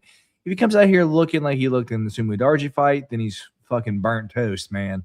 Tough fight for me to call, but you know what? Let me go out on another dog here. Through a third big dog in a row, dude. Give me Kevin Borjas to win this fight. Let's go split decision, man. Kevin Borjas via decision. Which way are you going here? Man, I'm surprised that you ended up going that route. I like Imanol Rodriguez too, dude. Yeah. Well, I will say that you actually caught a little bit of the vibe that I was actually getting on this fight was that, I do think Imanol Rodriguez is, he's explosive, good striking, going back to the explosive conversation. He's got some good ability, but man, you look at all of his wins and they're all finishes, and most of them are like pretty early finishes as well. Kevin Borjas is a guy that is tough to finish, and Costa was able to get that back control, but he was able to kind of wear Borjas down as the fight went on. I do think that Rodriguez, especially being in front of the Mexican crowd, he's going to look to put on a little bit of a performance. Look to go out there and try to get a knockout. And I think Kevin Borjas, he's got that good boxing and good striking defense. It's just going to come down to see if he's locked in. But I'm actually with you. I think Kevin Borjas as well gets it done. And if there's a dog that I'm most confident on, it's probably there one more maybe. But yeah, I think I'd be pretty confident in Borjas this weekend. Fair enough, dude. Me and D-Rose agreeing on a second big dog of the night. Let's move on to the next one. We got Edgar Chairez taking on our next ass, Felipe Buns. Edgar Chairez, 12-6 overall. Fun fighter. Let's be real. Edgar Chairez, yeah, I mean, I don't know if I've ever seen a boring Edgar Chairez fight, man. Dude comes out, throws, got a bunch of submissions, but shoots no takedowns. He just boxes you up, waits for you to shoot on him, and then chokes you out, man. He's 30 years old, 5'7", and a 71-inch reach, while Felipe Buns is 14-8 overall, alternating wins and losses out of his last four before the UFC, though. Lost to Josh Van via knockout, beat Jose Johnson via armbar, and then lost to Rafael Esteban by decision 6 months ago. 36 years old, 5'7", 69-inch reach. This is going to be just like every other Edgar Chairez fight, dude. Edgar Chairez is going to come in here, box him up. Bun's going to shoot for the takedown and then get his neck wrapped up. Let's go Edgar Chairez, round 2 submission. Which way are you going here, D-Rose? Yeah. Man, we're kind of on it for calling these fights exactly how we see it. I don't really have too much more of a breakdown. I think Benez, he's a pretty good striker, but he does, tend to get worn down as the fight goes on. I know he took that Josh Van fight on short notice, but he gassed quickly. in that fight, and Esteban was able to kind of gas him out as well. I think Chairez has that finishing instinct. I think Bunes gets tired in the second round, and Chairez ends up getting a submission there. Let's go round 2 sub. All right, moving on to the next one. I know we're going to be split here, D-Rose. I didn't pre-type it in there, but I know we're going to be split. Daniel Zellhuber, Bobby King Green here, or King Green, if you will. I don't know if you'll call him King yet. That's his name. Golden Boy, Daniel Zellhuber, 15-3 overall, minus 500 favorite, dude. Yeah, let's have him drop the ball against a minus 800 favorite against Michael Johnson, and then let's match him up with the same exact fighter and make him a 500 favorite. That makes sense. That makes sense. Anyway, 26 years old, 6'1", 77-inch reach, while King Green is 33, 17-1 overall out of his last 5 fights. Lost to Jalen Turner. Thanks, Kerry Hadley. Beat Jim Miller. Lost to Patty Pimblett. Lost to Mauricio Hoofy. And beat Lance Gibson via split decision. Split decision at that, D-Rose. 39 years old, 5'10", 71-inch reach. You know what, D-Rose? I'll let you break this down, but I'm going Daniel Zellhuber to win this fight via second round head kick knockout. Could it go the other way? It could, and I'll let D-Rose tell you guys why. Yeah, I think this is it's a fun fight on our hands, and Zellhuber. Hit the brakes. It could be a fun fight. It could, or it could be ass. I mean, I will say, like, Bobby Green does not go in and I'm calling him Bobby Green. I don't care. I'm not calling him King Green. I'm calling him Bobby. Let's just get it out the way. But if Bobby Green does not get finished early, like, Bobby Green is not in bad fights. Like, it's he's not necessarily my favorite fighter, but I know you've always gave me a hard time for being a fan of him. But I'm like, man, he typically delivers on his fights. Like, he's willing to go out there and go for it. And I think Zellhuber has a little bit of that same instinct to him as well. He does try to go out there and, try to go out there and maybe put on a show for fans a little too much. But do you remember when he lost a striking match to Trey Ogden? Yeah, that. And then so the Esteban Ribovic fight, I'm not faulting him at all. Yeah, barn burner. Just because Esteban Ribovic.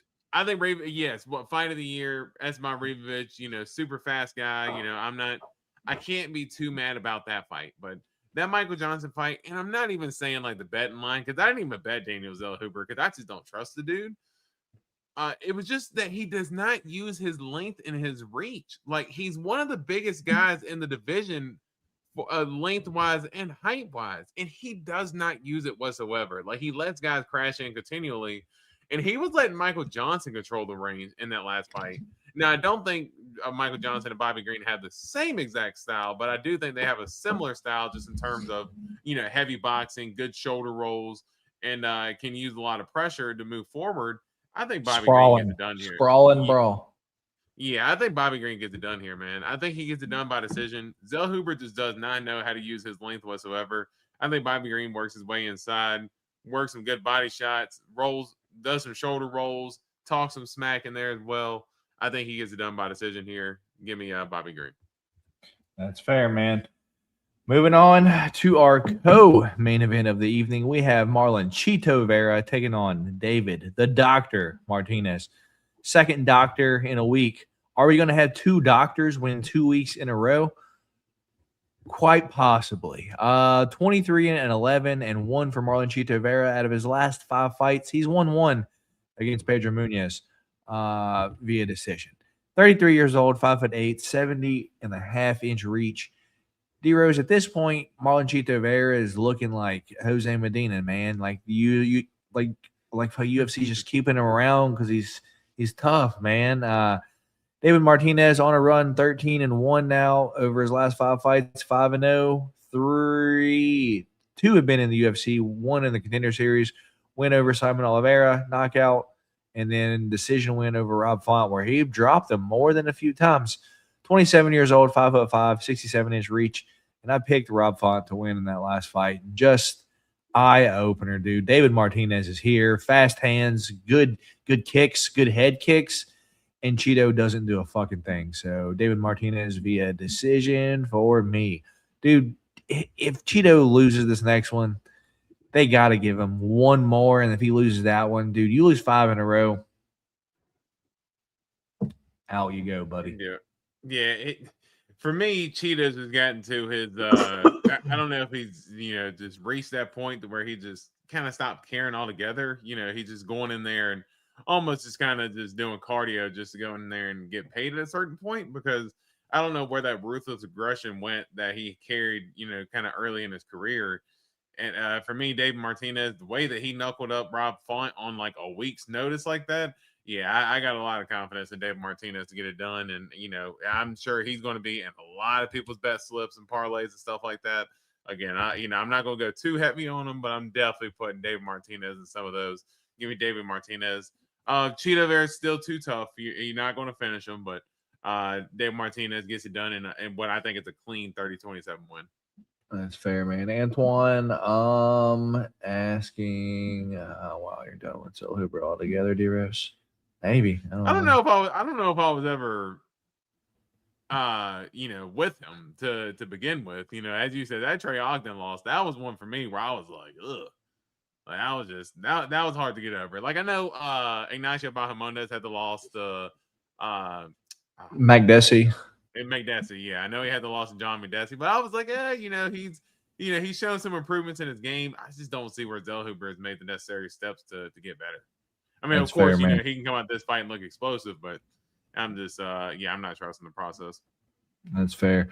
Anton wants to know if y'all think Cheeto was a good fighter. I think he was a top 10 fighter, man. No complaints about that. And then before the rematch, did you consider that a real win over? Dude, fight's a fight, man. Like, I say this shit every single week. I mean, it's a fist fight, dude. Anything can happen. Win's a win, man. Like, fucking Curtis Blades beat Tom Aspinall. Like fucking Arnold Allen beat Calvin Kattar. Just this is how it happened, dude. Yeah, they got paid, but for me, I'm just like, I guess you can't really hold any weight to it. Like, it's there. Does it count in the record books? Yes, but am I taking that in any significance in terms of judging their career or judging their next fight based off of that win? No, you have to learn how to separate that. Yeah. Same thing, Van and fucking Pantoja as well, man. Like, it's like, fucking Van's the champion, but did he really beat Pantoja? On paper, yeah, but it is what it is. All right, main event time, D-Rose. We got Brandon, the Assassin Baby Moreno, taking on Loney Kavanagh.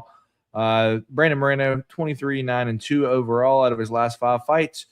3 losses, 2 wins. That last one, a little bit early stoppage, not going to lie, but it is what it is. 32 years old, 5'7", and a 70-inch reach. Taking on Loney Kavanagh with the oldest picture on earth there. What are we doing? Can we update that?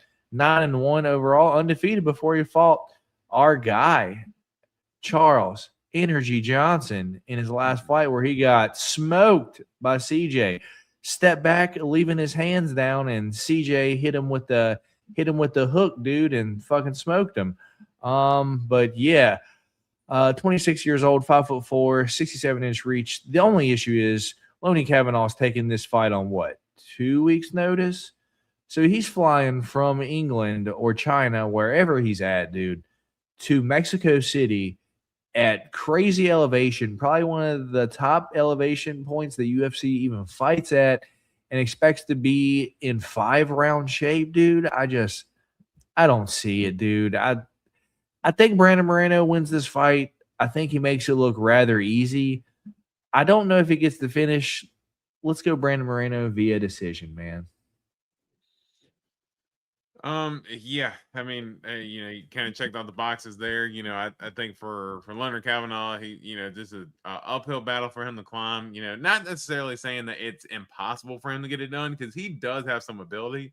And I would even maybe say on a full training camp, I would say, maybe, he maybe has a chance, but, coming in short notice, coming off, a loss against Charles Johnson, now you're moving up to the level of Brandon Moreno, coming off a loss. Big step down for Brandon Moreno, too. Yes, exactly. Fighting in elevation. Brandon Moreno is going to be hungry and ready to get that loss off. Dude, Brandon's only 32. And he's a worn down 32 though. Let's be fair. You know, he's been in some wars and stuff like that. So you know, his age might be shocking for 32, but that's there's a lot of miles on them tires. So, but yeah, I still think Brandon Moreno's got enough to get it done here. I think it's a similar performance to how he had against Amir Albazi and just completely styles on Leonard Kavanagh. Give me Brandon Moreno by decision here. That's fair, man. Me and D Rose are agreeing on that one. So I will save my picks here. Yeah, man. So that's the picks for this upcoming weekend's fights. We have 3 different ones, D Rose. Wes Schultz, Party Time versus Damian Penis. Jose Medina versus Gandra. I think his name was Ryan Gandra. And Daniel Zellhuber versus King Green, where I have Wes Schultz, Jose Medina, and Daniel Zellhuber. D Rose has Penis, Gandra, and Green. Sound good? Yeah, I mean that's the picks, and I feel good at least about 2 of the 3. So yeah, at least you know what the sour is like now, and at least you know what the sour is like now. You know, like it's not unbearable. I don't want to look forward to that again, but it's bad, right? Like it. Yeah, or the reason I was crawling out my seat. Yeah. Oh yeah, Dave fucking missed the sour bean for D Rose as well. Dave, you missed it all tonight, man. You missed it all. He wants to know. But the good news is you can always go back and watch. Yeah. Good thing about YouTube, you can rewind. Did we talk about Diego Sanchez? D Rose, what's happening with Diego Sanchez?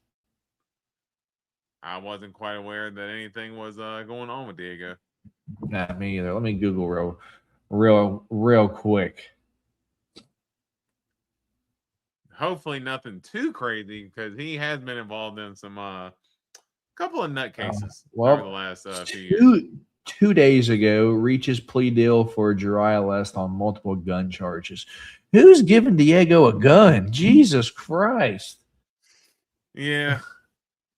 Yeah, a little questionable to say the least. Do you consider Brandon all-time great? I do. I love me some Assassin, baby. How's life been treating you, boys? Been better, not gonna lie. But we here, baby. We here, Antoine. Yep. That's all that matters. He's for sure going to prison. Looking in 2 years. I believe it. And y'all really gonna watch Floyd versus Manny? No, Antoine, I'm not watching that, dude.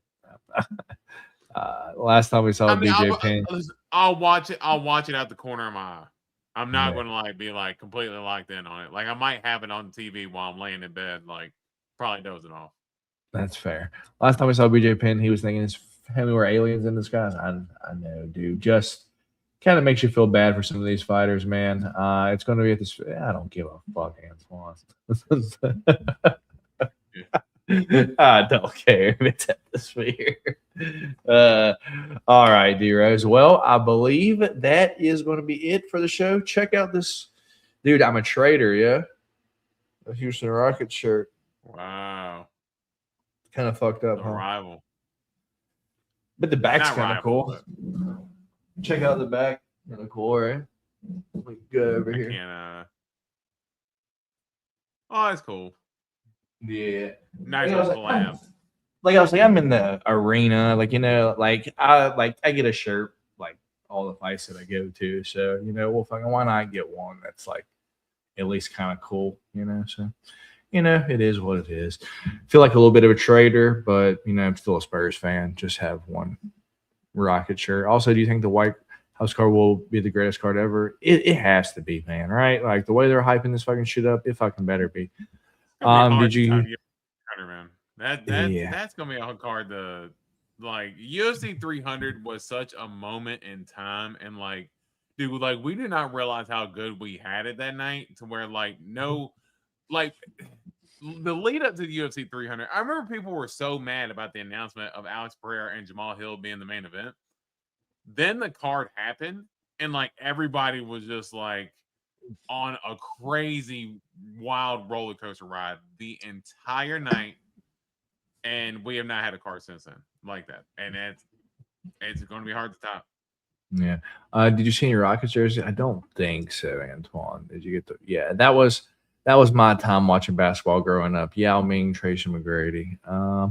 Do you see Kavanagh will fight Sean on that card? Sean already said he's not taking that fight, and he's not turning around that quick. And Hamza, that fight's not going to happen until I say August, and then Nasruddin will fight the winner or the vacant belt, maybe beginning of next year. That's fair. Phoenix Priest saying all I remember about 300 is Jalen cooking my Matt's parlay. Yep, my $300 parlay. Justin Gaethje, Jalen Turner, dude. Yep. Well, hey, I bet Moreno in that fight, so I was pretty happy in that fight. Yep, terrible. Antoine, who do you think the main event will be for White House? Who even knows? It has to be Ilya versus Justin, right? Yeah, I think it's same. All right, y'all. Well, we've been here over 2 hours. We talked about dicks, asses. D-Rose ate some sour stuff. We gave you our picks for the entire fight on the card. We gave you some news preview. We recap Houston from this past weekend. So with that being said, we appreciate y'all for stopping by and hanging out with us right over here on the Golden Octagon tonight. Be sure to do us a favor. Hit that thumbs up button for your boys if you don't mind. And remember, at the end of the day, it's a fist fight. Anything can happen. And, someone may blow out their knee. Still counts as a win for the other guys. So keep that in mind. Don't be betting more than you can afford to lose on these fights this weekend. We own some dogs, lots of big favorites, so on and so forth. So just be safe out there. It's not the best betting card unless you're dog hunting, because then you might get lucky. With that being said, anything from you, D-Rose, before we get out of here? No, man, we are good. We're great. And we coming back for that pig chin next week, baby. I ain't forgetting. Yeah, we got Bernardo popping in. Seems like it was a fun. Too bad I'm here at the end. Yeah, feel free to go back. It was a fun stream, brother. So with that being said, we'll catch you guys next week for the recap and looking forward to this upcoming or next week. With that being said, Matt and D-Rose, also Tuna Can, Cowtail. We'll catch you guys next week. Peace.